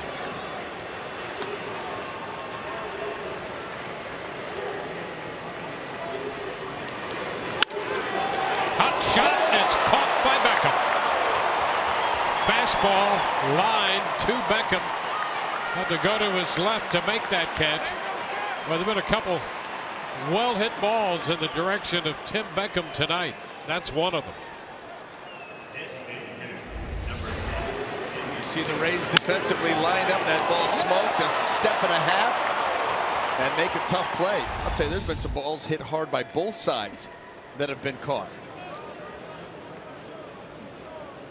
This is Edwin Encarnacion lifting one foul first base side, and that carries into the seats.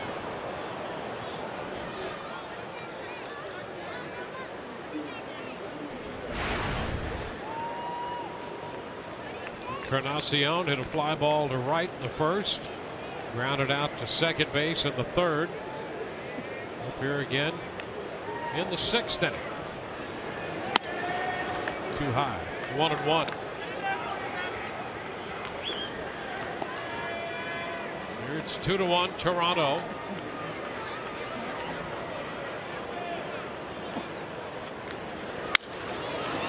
Fly ball center field.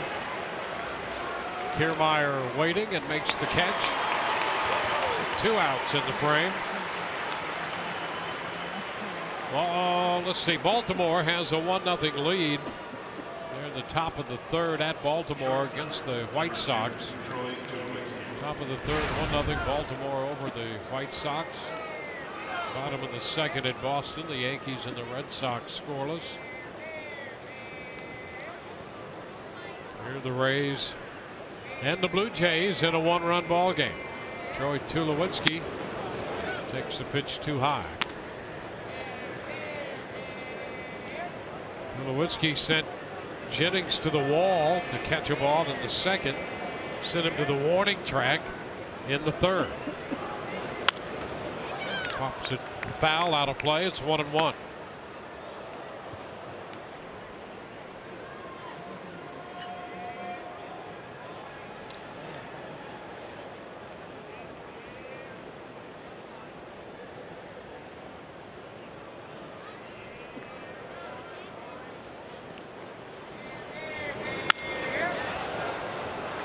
Now to play, 1-2.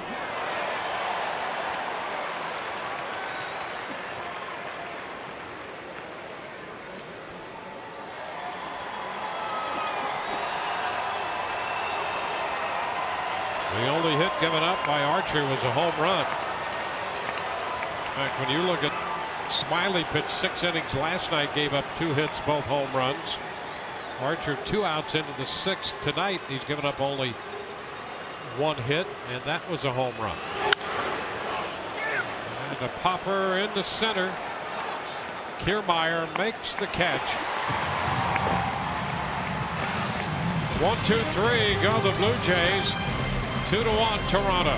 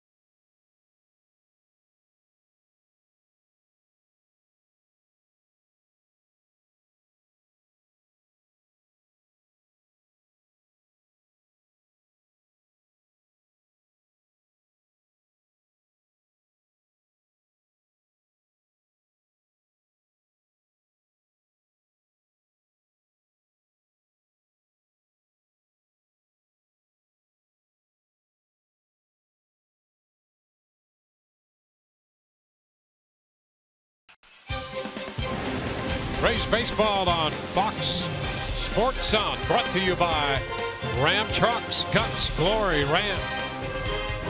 By Kubota. For more information, go to FloridaKubotaDealers.com. And by your Gulf Coast Honda dealers.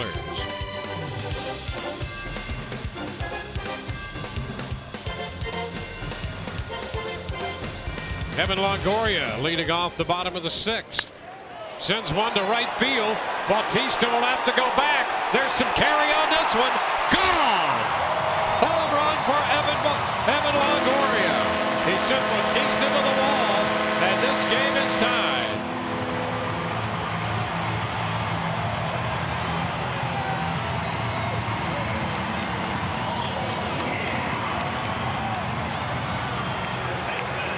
Well, he had seen enough pitches out there from Happ that he decided to go up there, probably looking and laying for that pitch, and if he got it, he was going to go after it aggressively. And boy, did he shoot that ball into right field. Yeah, that does feel good. Evan's 4th home run of the year, and this game is tied at 2. Pierce takes a strike.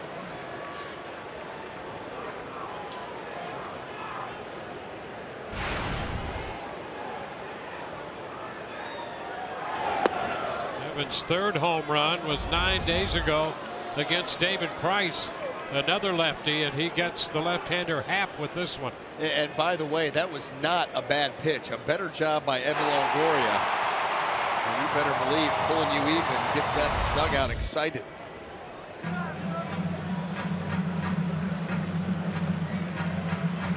One to count to Steve Pierce. Now 1-2.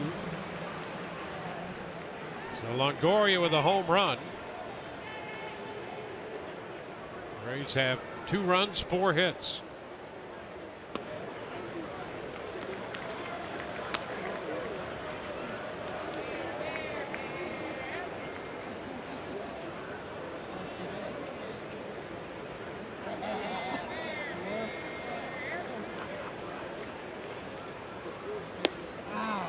Pierce out on strikes. That's been an effective pitch here tonight from Jay Happ.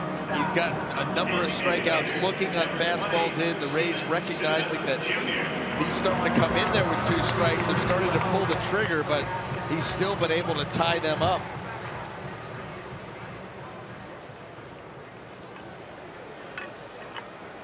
He twice has victimized Steven Souza Jr. 0 for 2, 2 strikeouts.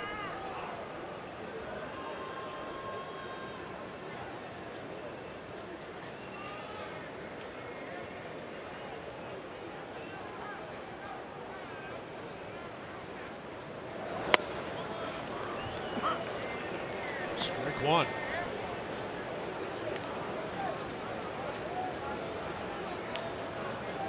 Seven straight pitches to Souza, all for strikes.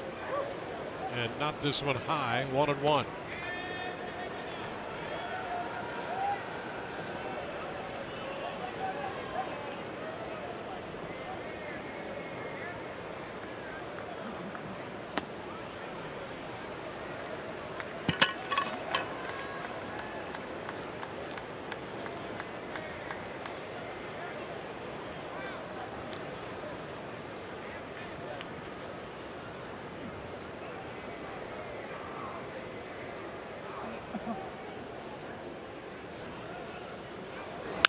There's a liner into left, a base hit. Souza on his way to second. The ball got to the wall, and it's a stand-up double for Steven Souza Jr. Well, if that ball wasn't hit so hard, that was going to be a single, but Michael Saunders couldn't get over and cut it off and keep Souza Jr. at first base because of the fact that that ball was hit very, very hard. We've seen that. Souza Jr., he's got a direct approach to the baseball. When he makes contact, it jumps. And that one did just that. Another runner out in scoring position for the Rays here, looking to take the lead.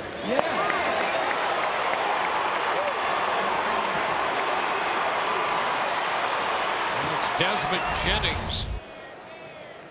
Third double of the year for Souza Jr.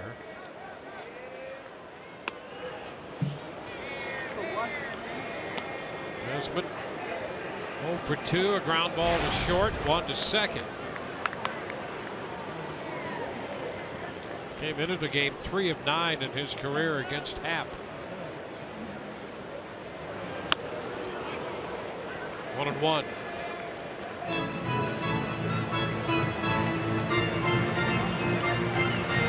Now would be a good time for Desmond to snap this hitless streak. He's gone 0 for his last 18.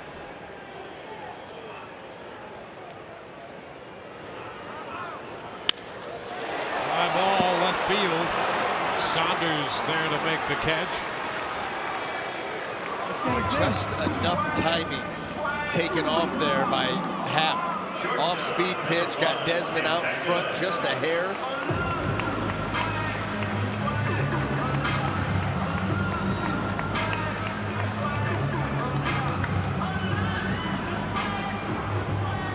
Well, Tim Beckham, who doubled in the 5th, Beckham came into the game 2 of 6 against Happ, 1 for 2 tonight, so he's 3 out of 8 in his career off him. So he just might be the guy to have up here.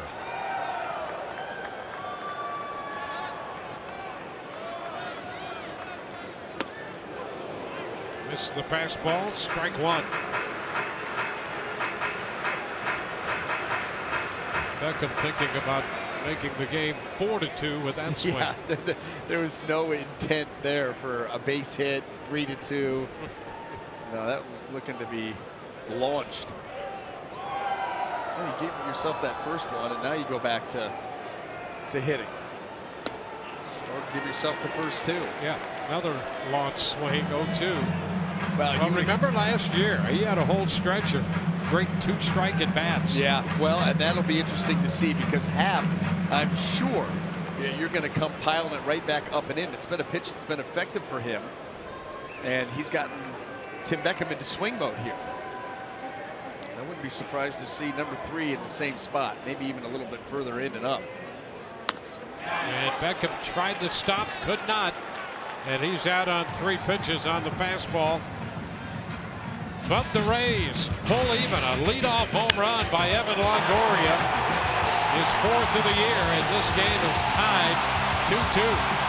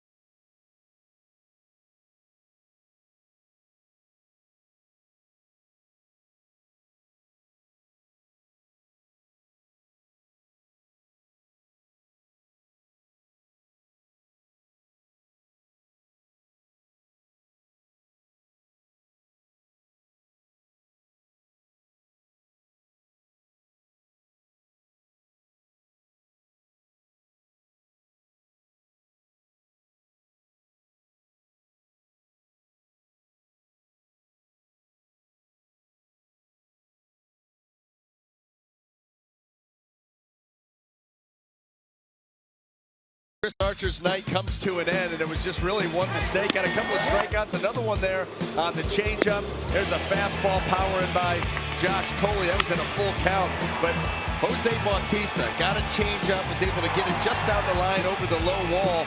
That came after a walk, a 2-run homer that gave the Blue Jays an early 2-0 lead. The Rays have fought back to tie it.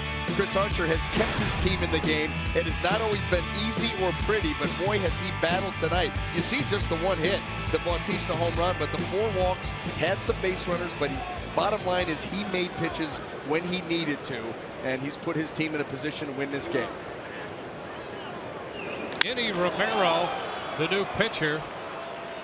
Justin Smoke lifts the fly ball to Jennings at left. 1 away. So Archer 6 innings. Gave up 2 runs, 1 hit, the home run. Struck out 4, walked 4. Made 100 pitches. And he retired the last 11 men he faced. 100 pitches, 52 for strikes. That's about a dozen or so, maybe a little bit more, fewer than you'd like for 100 pitches.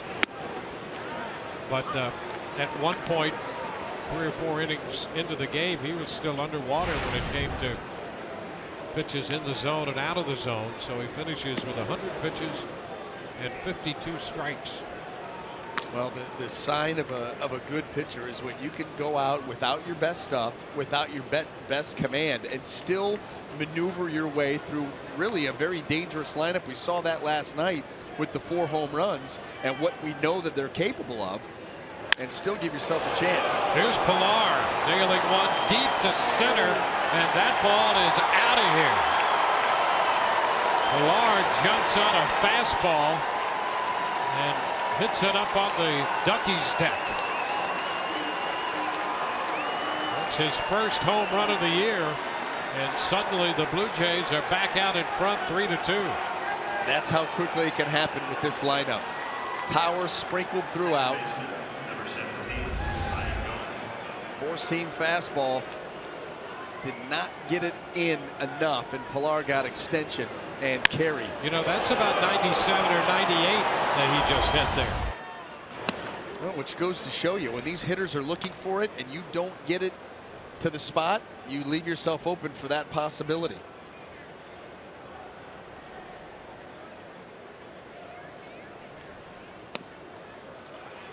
Oh, 2 on Goins.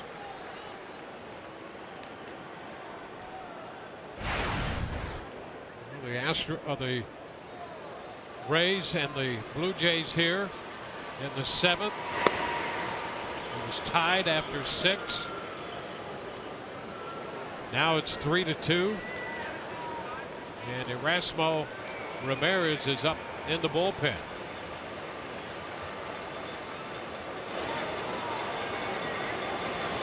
Ground ball back to the hill. And Romero halfway to the first baseman. So that's 2 gone, 2 outs with nobody on. Let's check in with Emily now. Emily? Dwayne, have an injury update. Alex Cobb was back on the mound today. He threw 25 fastballs and said he felt fantastic. It was definitely his best bullpen yet. He is still throwing that changeup from flat ground, so good to see him making some progress. As far as Brad Boxberger, he's getting more and more consistent each day. He threw 30 pitches today. He will throw 1 more bullpen before he faces hitters. So if all goes well, we should see Box back out here mid to late May. Well, those are all great signs when you think about having Boxberger around the corner. You figure you're going to get the Cobb back again soon. You know, the middle of the second half or somewhere like that, late June, maybe August, and Boxberger before that. You've got Blake Snell down at AAA. So there could be some additional pitching help, which is always great. That's a great problem to have. Yeah, you need depth. The 12 or 13 pitchers you break spring training with, you're going to use far more than that before it's all said and done. And to have those guys in reserve, the quality of arms. Brad Boxberger, American League leading in saves last year. at 41. Then you think about what Alex Cobb has done for the Rays organization coming around. Romero walks the left-handed hitter Tolley. And then the fact that you bring up Blake Snell, saw what he was capable of, and then you've got Erasmo Ramirez, who you can use in a multitude of roles, even when everybody is healthy and coming back. I mean, it just gives Kevin Cash and Jim Hickey so many options for that pitching staff. And those guys, let's be honest, they're going to have to be at the top of their game if the Rays are going to play in October. Well, and every game, it seems, is a close one. Tonight's another example. And I'm sure Chris Archer will tell you he didn't have his greatest stuff, but there's something to be said for getting through 6 innings and allowing just the 2 runs, 1 hit, and surviving the way he did. He did his job trying to keep your team in the game, and he certainly did that. I mean, a lesser guy could be out there feeling sorry for himself, feeling bad. Before you know it, you're down 4 or 5 to nothing, and the game's completely out of hand. It's called competing. That's what he did. He competed without his best stuff and without his best command. That's a double whammy, and still, gave up just 2 runs in 6 innings. Tip your hat to that. Romero in front of Saunders here. 1 ball, 2 strikes. 2-2.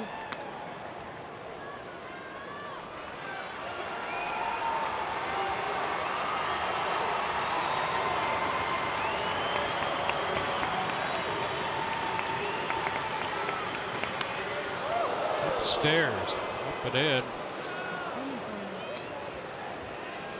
It's 99, 100, somewhere up in there. You'll lean away from that. Watch Casale trying to flag it down at the last minute. I mean, if that one catches Joe West, now you're in the doghouse. For a long time. Oh, boy. And ball 4. That pushes Tolley up to second.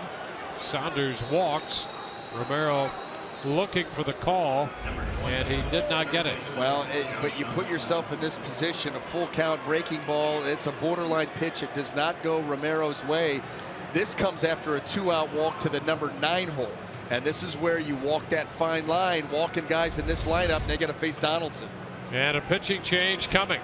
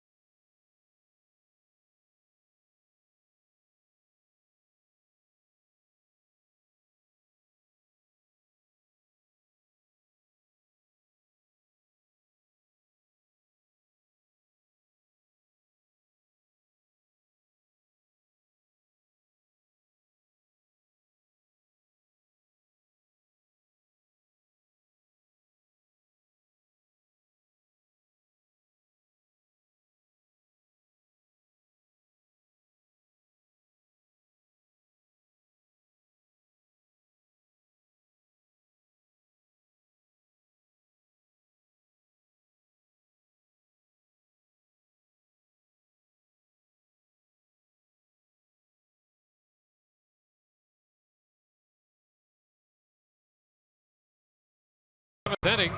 MLB.TV Premium, the #1 live streaming sports service, delivers everything you've come to expect and more. Watch every out-of-market game live in HD on over 400 supported devices. Blackout and other restrictions apply. Visit MLB.TV for details.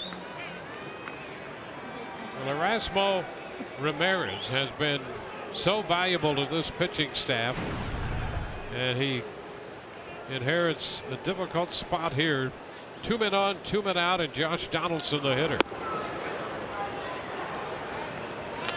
Ball 1. Well, Ramirez, his ability to come in and throw strikes, attack hitters, to be able to pitch multiple innings, to come in and get a tough righty out, so valuable. And it's that trust that you have that he's going to come in and fill up that strike zone. Chopper foul. It's 1-1. Trying to crowd Donaldson here. Wants to get extended. Has that exaggerated leg kick. Well, there he is. He's inherited 7 and stranded 7. Erasmo has worked 2 innings in the Baltimore series on Tuesday. Into the dirt, blocked by Casale. And blocked very well, because that ball was low and in the dirt right away. Change up. Keep those runners from moving up an extra 90 feet.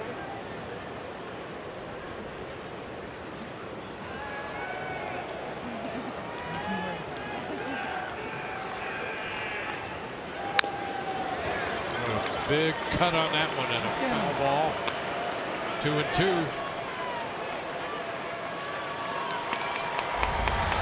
He does not get cheated.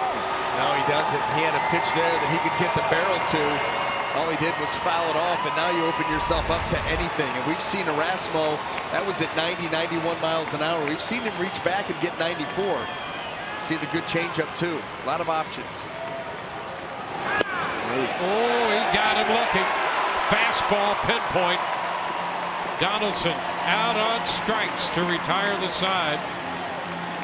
Blue Jays settled for 1 run on the Pilar home run. Here's that great pitch by Erasmo Ramirez.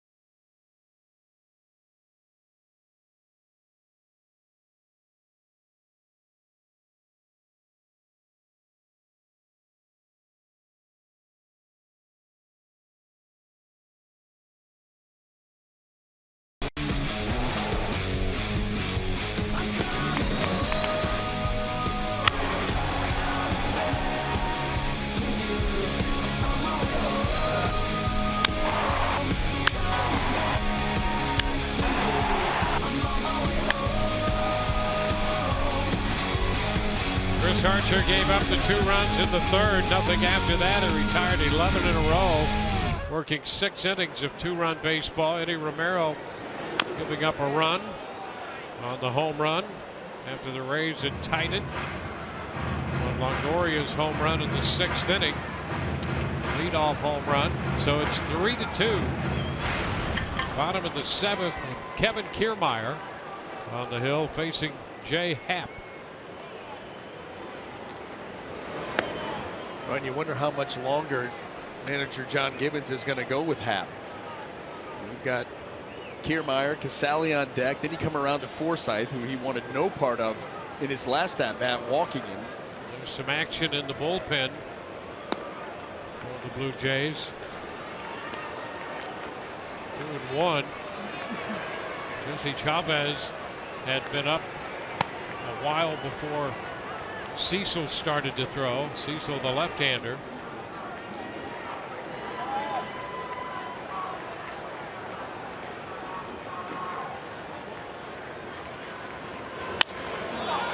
Meyer lifts a popper to the left side. Tulowitzki making the call. One gone.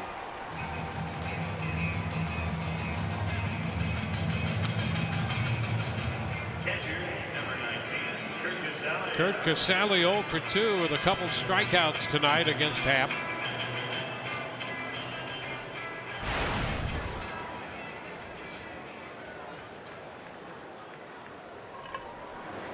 Happ got him looking in the third, swinging in the fifth.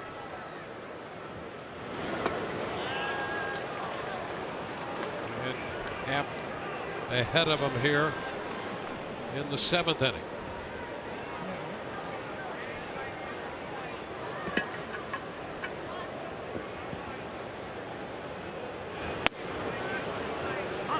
Two.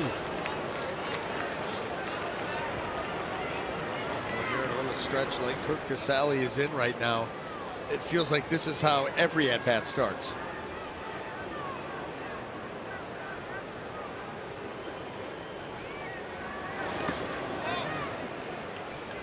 Did check on that pitch. Breaking ball in the dirt. Now 1-2.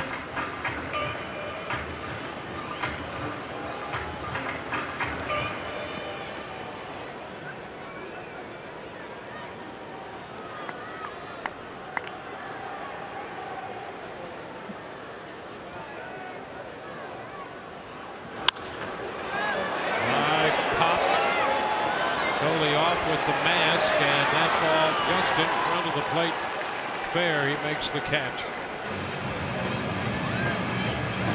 2 outs. Number 11, Logan Forsythe.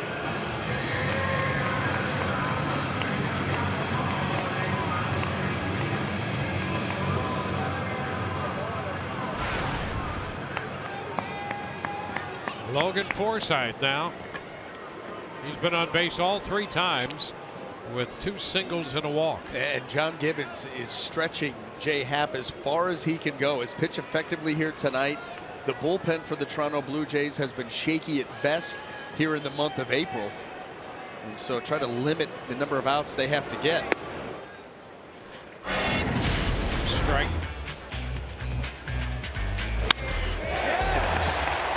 So quiet at the plate. He's in the middle of the field.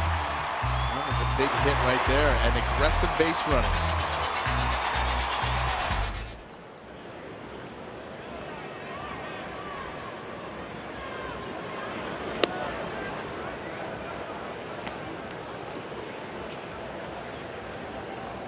One and one to count.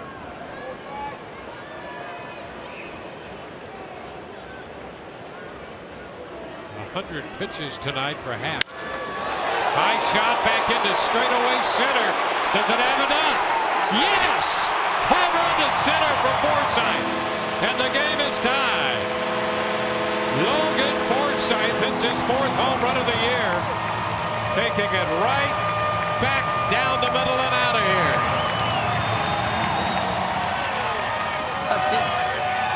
It was a gamble. They're talking about, are they going to let Happ come around and face Forsythe again? He's seen the ball well off of him. You remember that last at-bat was basically an unintentional, intentional walk. And here he goes right after him. 2 outs, nobody on. John Gibbons rolls the dice, and it bites him. That was a blast. Now Brandon Geyer takes a strike. So Logan Forsythe ties the game with a home run to center field. Here's the pitch. Right where you can get extension. See Logan head down, right back up the middle, and we know he's got juice. We've seen him go out to center, right field. No chance for Pilar. It's his second home run against the Blue Jays this year. Hit one off Brett Cecil in the first series. 1-2 now to Geyer.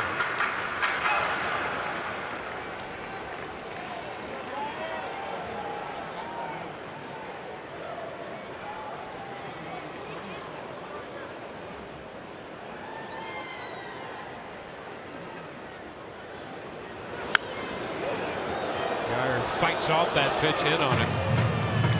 Fouling it. Still 1-2.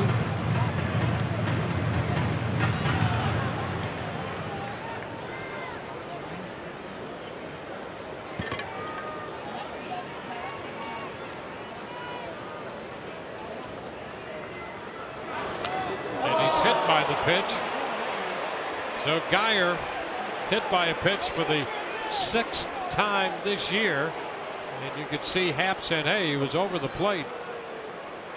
Get in line. So a hit batsman. Doesn't give up ground. Not afraid to take one for the team. That ball's barely off the plate. And that's going to be it for Happ. Blue Jays make a call to the bullpen.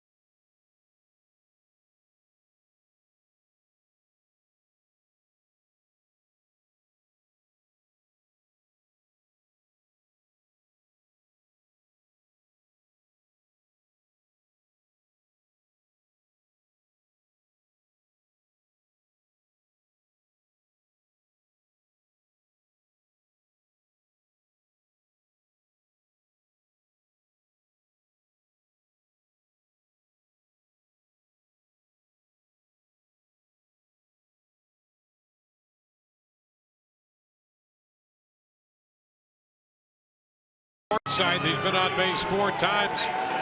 He's tied it with a home run here in the 7th. And the Blue Jays go to the bullpen. Our Toyota inside look. It's been a struggle for their bullpen. Well, the record 0-7 ERA 4.04, and as far as blown saves go, only the Minnesota Twins have more. So they've come in big spots, and boy, you almost get the feeling that John Gibbons was trying to limit the exposure of that bullpen. That's why he allows Happ to go after Forsythe. It comes back to bite him, and now you got to go to him in a tie game. Evan Longoria facing Chavez, the new pitcher, the right-hander, and the pitch is fouled away. Longoria opened the bottom of the 6th with a home run off Jay Happ. I'll tell you, the more times you see that replay, the more you realize that was not a bad pitch at all. It wasn't out over the plate, elevated. Good job of hitting by Longoria. 1-1 to count to Evan.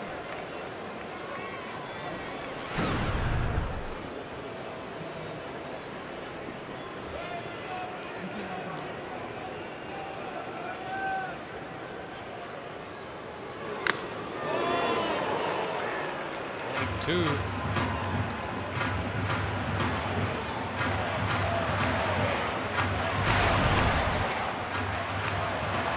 Evan 0 for 5 in his career against Chavez.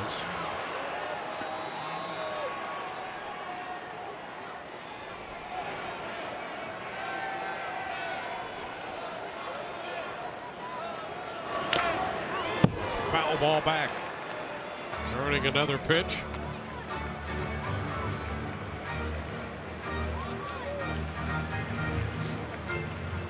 Steve Pearce, the on-deck man.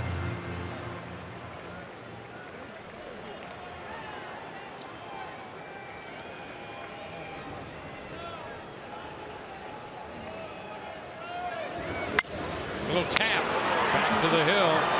Chavez makes the throw to first. Rays get the tying run home on a home run to center field by Logan Forsythe.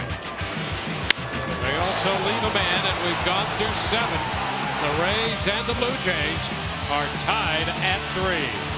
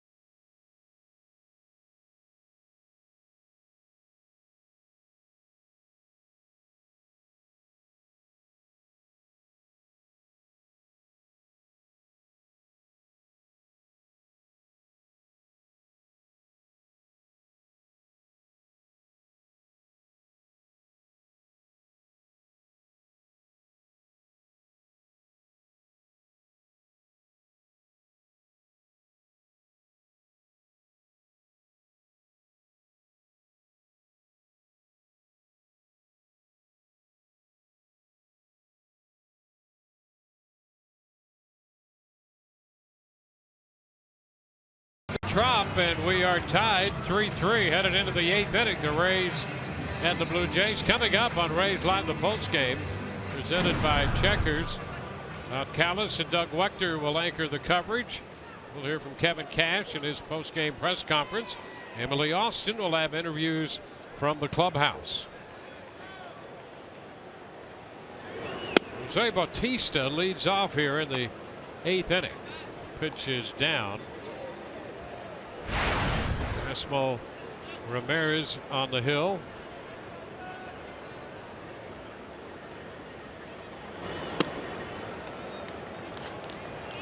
Two and 0. Bautista hit the home run in the 3rd down the left field line. That accounted for the first 2 runs of this game. Edwin Encarnacion next. 3 and 4 hitters up here against Ramirez. Bautista fouling it off his foot, trying to walk that pain off.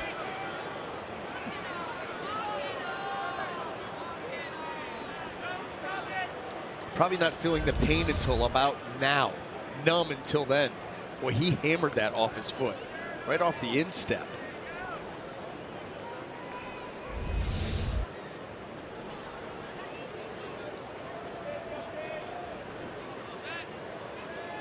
Six innings for Archer, 2 runs, 1 hit. Enny Romero, a run, 1 hit, 2/3 of an inning. Ramirez finished out the top of the 7th, opening the 8th. And he just missed down. 3 balls and a strike.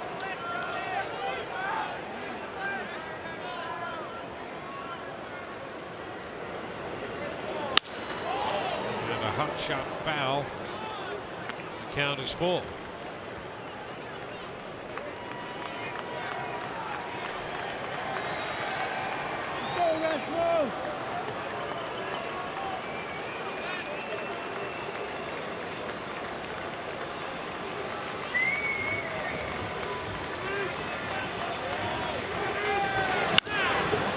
Third base deep.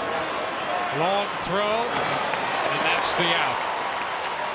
Well, Longoria, it's a hot ground ball there. Had to back up and deep at third, made the play. Boy, and you got to do that instantly. I mean, that's one of those positions where the ball comes off the bat. You try to position yourself as best you can. Look at him take that step and a half back to get a better hop, but now it forces a longer throw. And he's not able to step into it, but still plenty of arm and accuracy to record the out.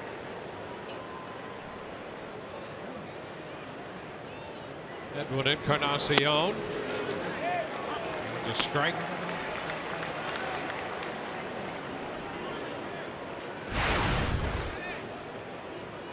Couple of fly balls, and in between a ground ball to second for Encarnacion tonight.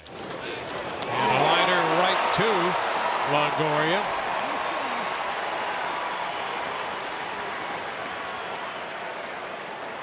Two up and two down. Evan being tested down there at third. Wrong guy to test. Yep. We want to pick somebody else out. There's Troy Tulowitzki. Pops it up, foul right side. Pierce hustles over there, but no chance. One strike.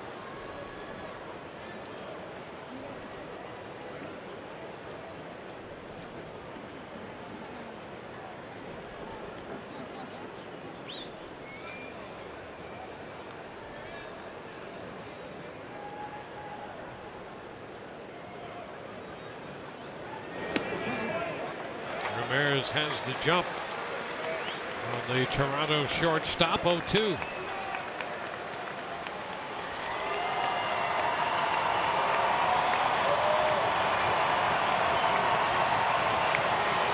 New from center field. The 0-2. 1 ball, 2 strikes.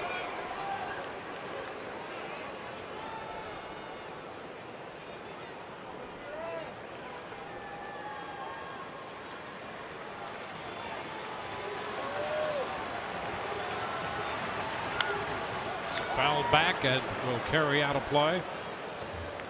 The count at 1-2.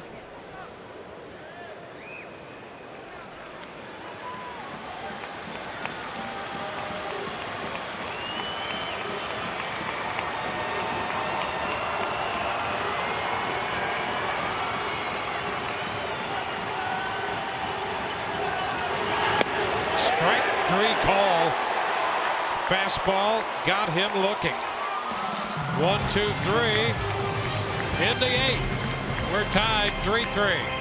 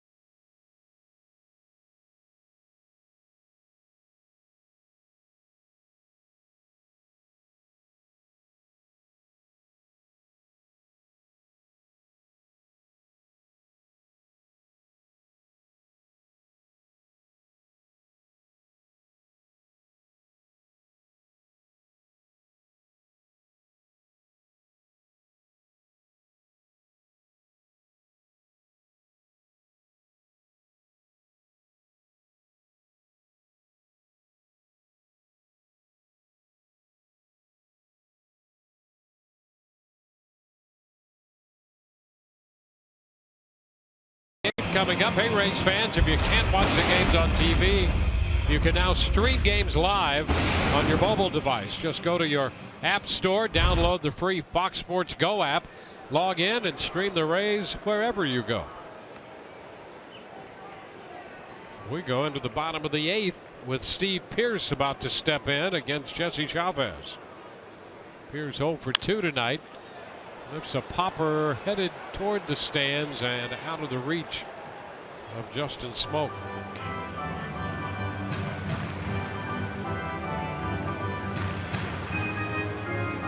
Steven Souza Jr.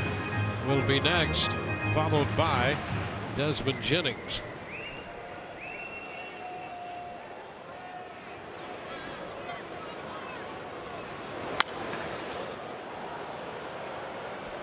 Two.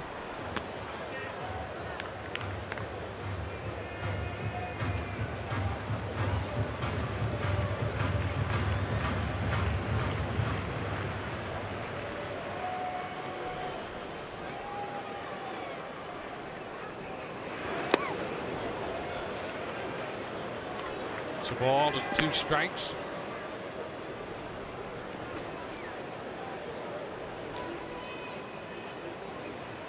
Cecil back up in the bullpen for Toronto. Ground ball toward the middle. Goins playing that way, however, makes the pickup, and Pearce is the first out.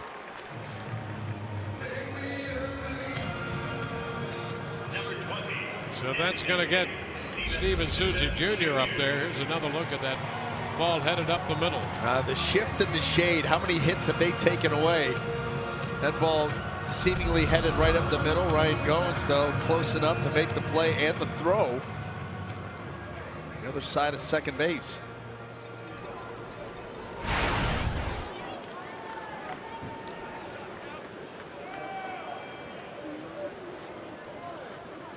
Souza doubled in the 6th inning. Takes the pitch for a strike.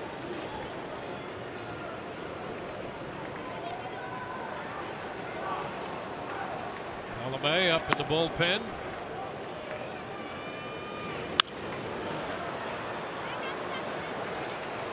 Two.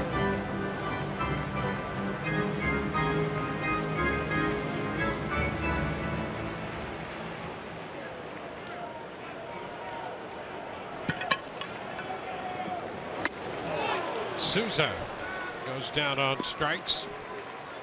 Great shot of Fox Tracks, and look how he worked them. Down in the zone, out, in, and then up middle. A perfect triangle right there that gets the strikeout for Jesse Chavez.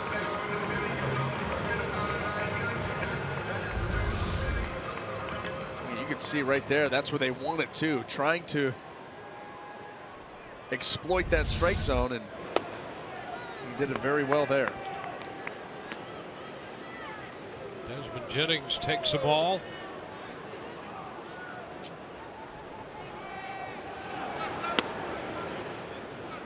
It's 1-1, bottom of the 8th. Rays tied it in the 7th. Logan Forsythe belted a home run to center field.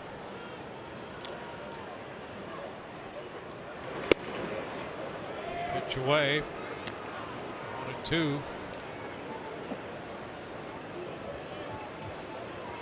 Desmond 0 for 19.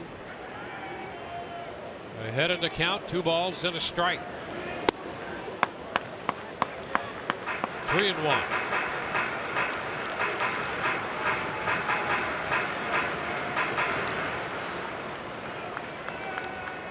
Beckham on deck.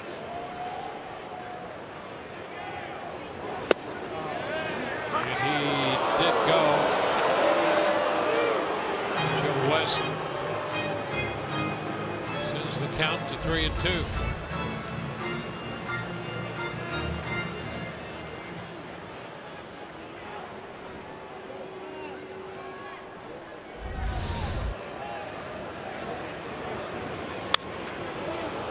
Back over the screen. See another pitch on 3-2 from Chavez.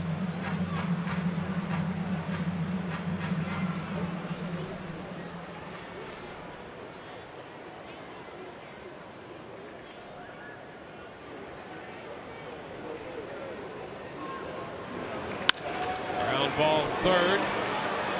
Donaldson makes that play, and it's a 3-up, 3-down 8th. We go to the 9th, tied 3-3.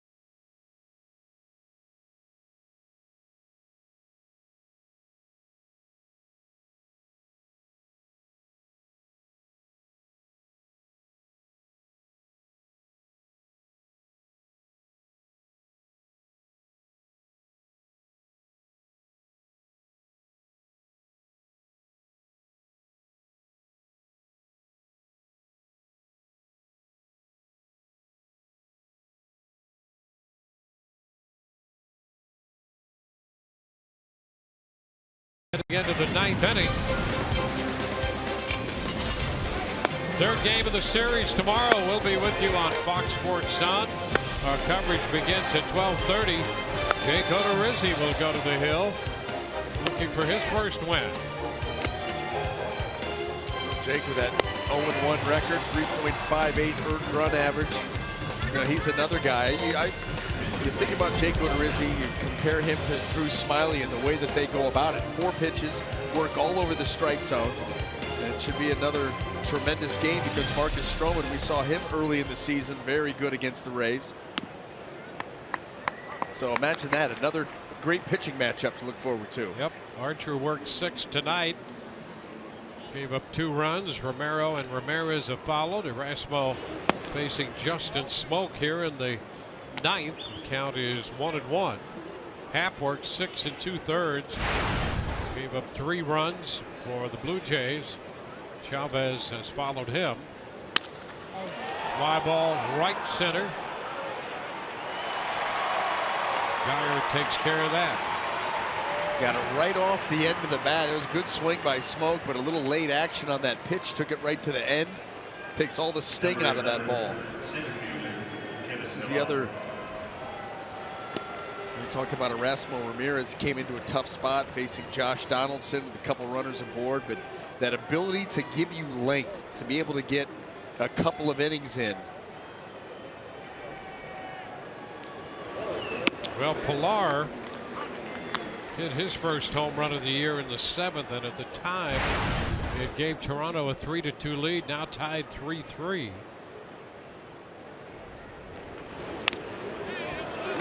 0-2.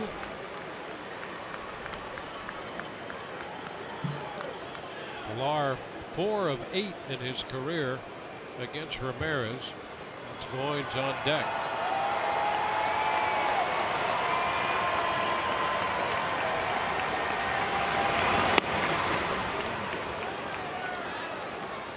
Ball, 2 strikes.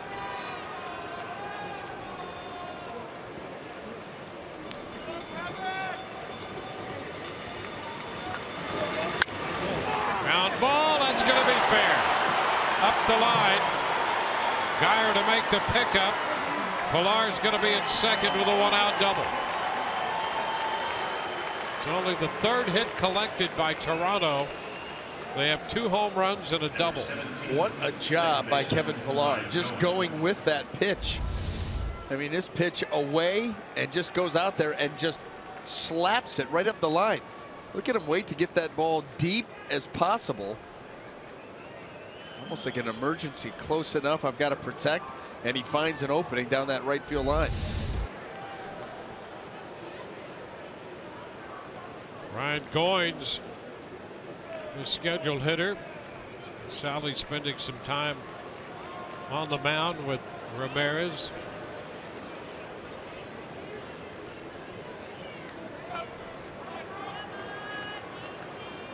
Goins 0 for 2. He walked his first time. Hit his first home run of the season last night. And here comes Kevin Cash.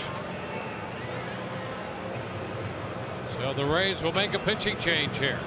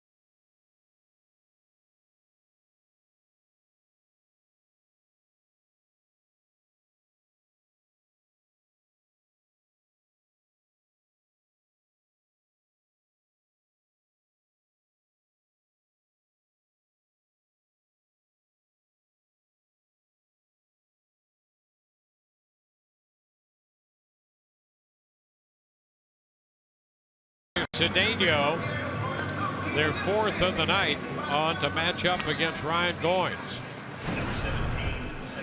Well, left on left, he's on for the 9th time. ERA 1.50.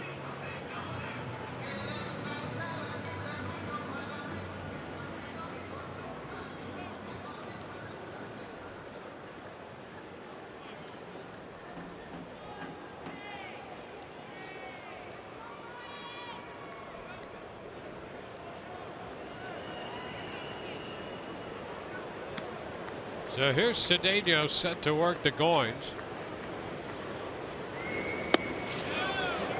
Well, here's the other thing. Matt Dominguez has come out on the on-deck circle to pinch hit for Josh Tolle. You would think the Rays do not have a right-hander up in the bullpen.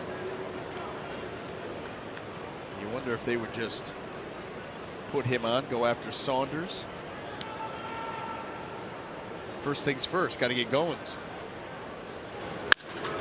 Ground ball right side. Forsythe takes care of it. Over to third goes Pilar.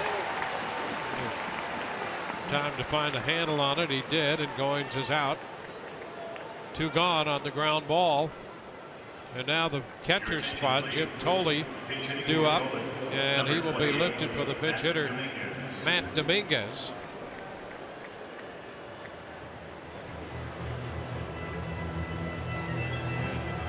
Hickey quickly to the mound.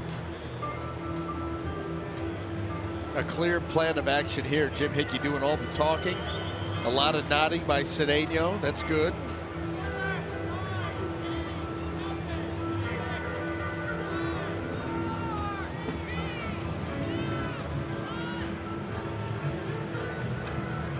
Remember Dominguez from his time with the Marlins and Houston. Pinch hitter presented by Pinch-A-Penny.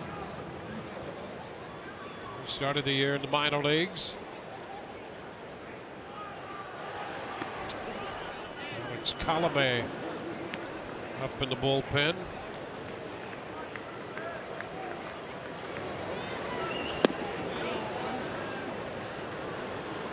A ball, no strikes, the count to Dominguez. He was at Buffalo. He's hitting .311 in just under 20 games there. He has some pop in his bat. 2-0. He was with Houston year before last in 2014. Hit 16 home runs and hit 215 in 157 games as their third baseman.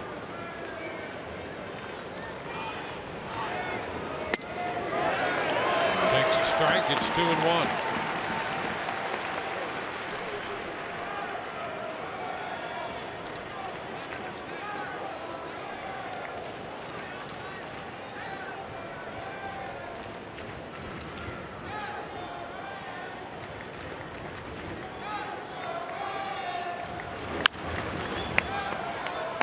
Foul.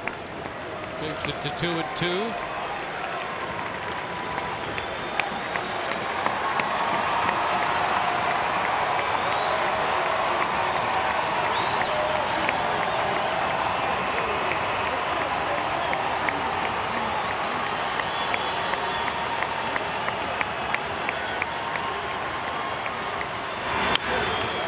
Tapper, a foul ball outside of third.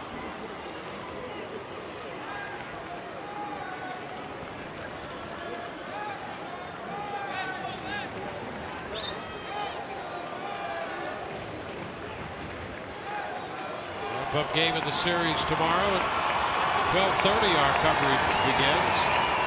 Fox Sports Sun. Pilar, the runner at third, he doubled, moved to third on the ground ball. 2 outs, 2-2 the count. And we're going to go all the way to 3-2.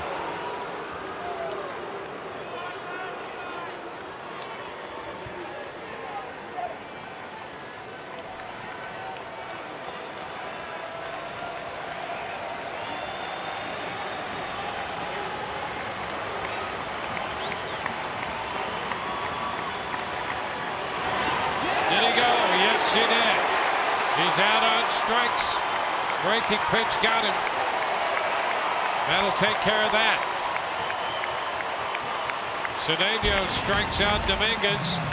Blue Jays lead Pilar at third in this tie game.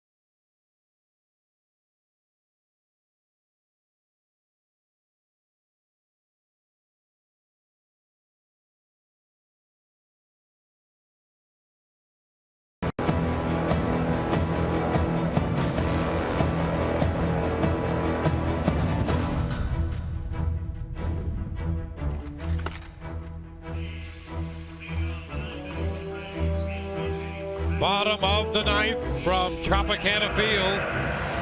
Rays and the Blue Jays tied 3-3. Russell Martin takes over behind the plate, and before a pitch can be made, we're going to have a pitching change. Brad Miller had been announced as the hitter for Tim Beckham. And the Blue Jays want the lefty from the bullpen.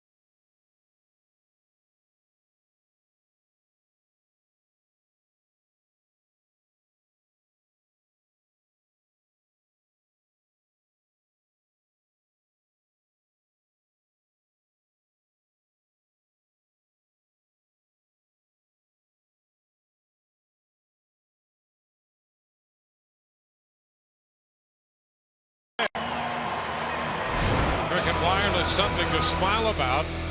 Brad in the lineup last night had a single, a walk, and an 8th inning home run. And a fastball out to right, his second home run of the year. And Miller will pinch hit, and Brett Cecil brought in to face him. A chopper foul, strike one. And it's not just last night. Brad Miller on a little bit of a hot streak in his last 5 games, 4 extra base hits, including that home run from a night ago. Brett Cecil, not been a clean beginning of the season for him, already on for the 13th time, 4.82 earned run average. Shortens on the bat, takes a strike, and that puts him down 0-2. That was a good breaking ball, and that's what gives Brad Miller pause. All of a sudden, you pick up that spin, not going to be an easy pitch to push.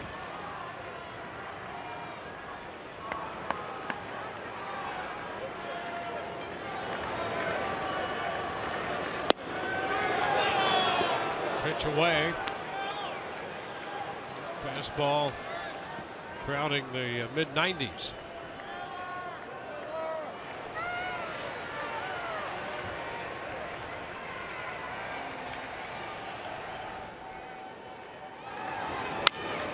Tap to the right side. Smoke, close play.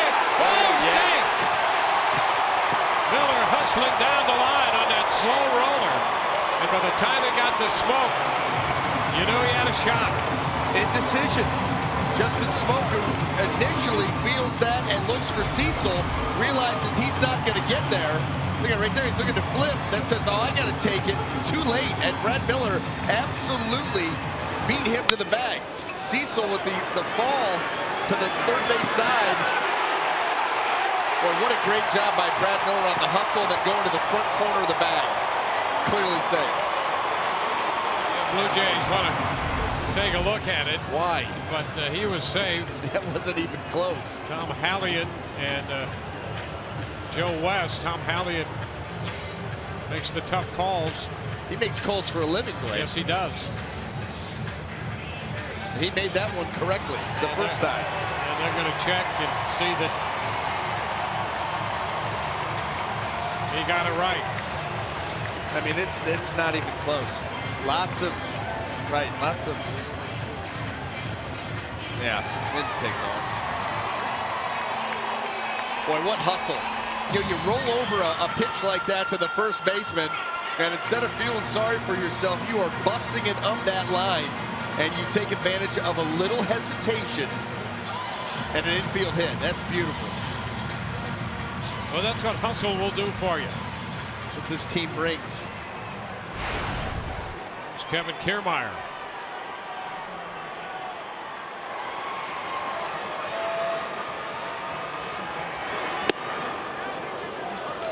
strike.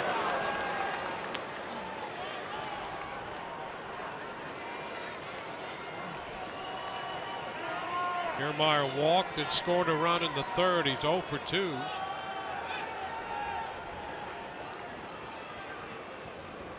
All of that was against the left-hander Happ. Now he faces another left-hander in Cecil.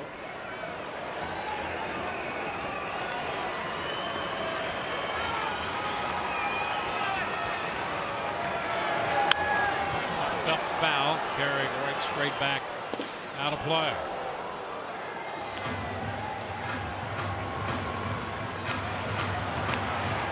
And 0-2 count. Tied 3-3. Bottom of the ninth. That's Curt Casali on deck.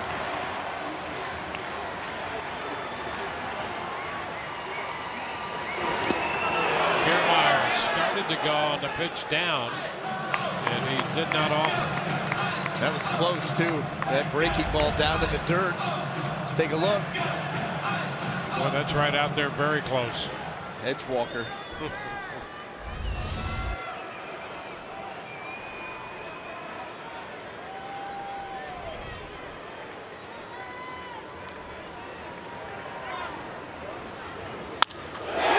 Shot back into right field. Bautista's going to have to go back off the wall. Miller on his way to third. It's a double for Kiermaier, and the Rays have hit at second and third and nobody out. Kevin Kiermaier, who had gone 1 for 13 against left-handed pitching so far this year, doubles off the wall against the lefty Cecil. Been swinging the bat well for the Rays, and he's had a number of big hits. This being another one, add to the list, up and in. Not an easy pitch to get the barrel to, but he did. Got it over Bautista's head, and after the infield single, the Rays second and third with nobody. And Brad Miller, by the way, had to make sure that ball was going to clear Jose Bautista, so he had to kind of hang out between first and second. And you know you got Kiermaier running up your backside. A little unnerving, too. Here's Curt Casali. Everybody up for Toronto. And the pitch is a ball. Infield up, outfield in. Potential winning run in third, nobody out. Outfield. Curt Casali, you're thinking about something elevated, get it to the outfield. That's it. Talk about that elevated swing. This is where you want to see it.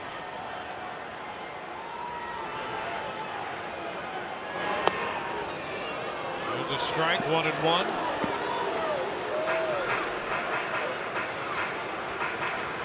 You know, we talked about that being the second hit for Kiermaier off a lefty this year. He's now 3 of 9 against Cecil. Secret weapon. It's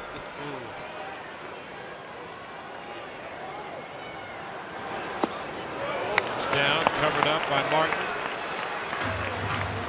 2 balls and a strike.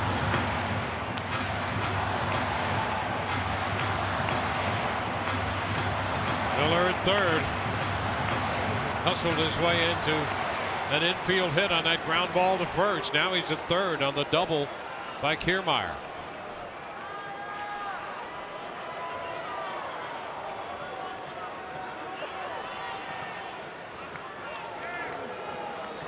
Martin's going to head to the mound.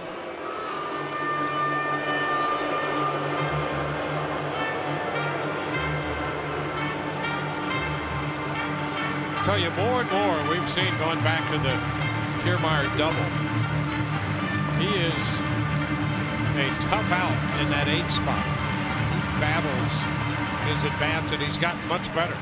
And that's why Kevin Cash wants to leave him right there. You're going to talk about, well, maybe you move him up, pair him with Forsythe. No, just let him lay down there. Now ball 3, and again covered up by Martin. 3-1. Breaking ball, and Martin making sure that it doesn't get by him. Yeah, a couple of nice plays by the catchers. Russell Martin on the block, Curt Casali not chasing and leaving the zone, looking for something up since he has the count in his favor.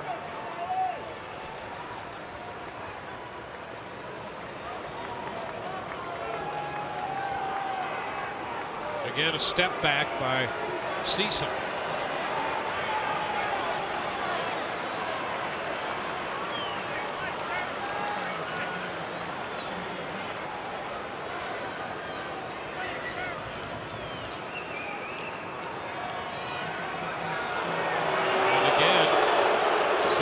part want to get together.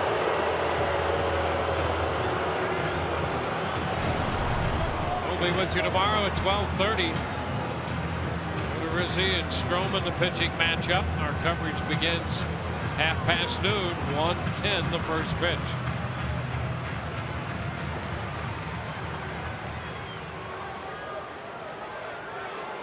All set. 3-1 count to Curt Casali.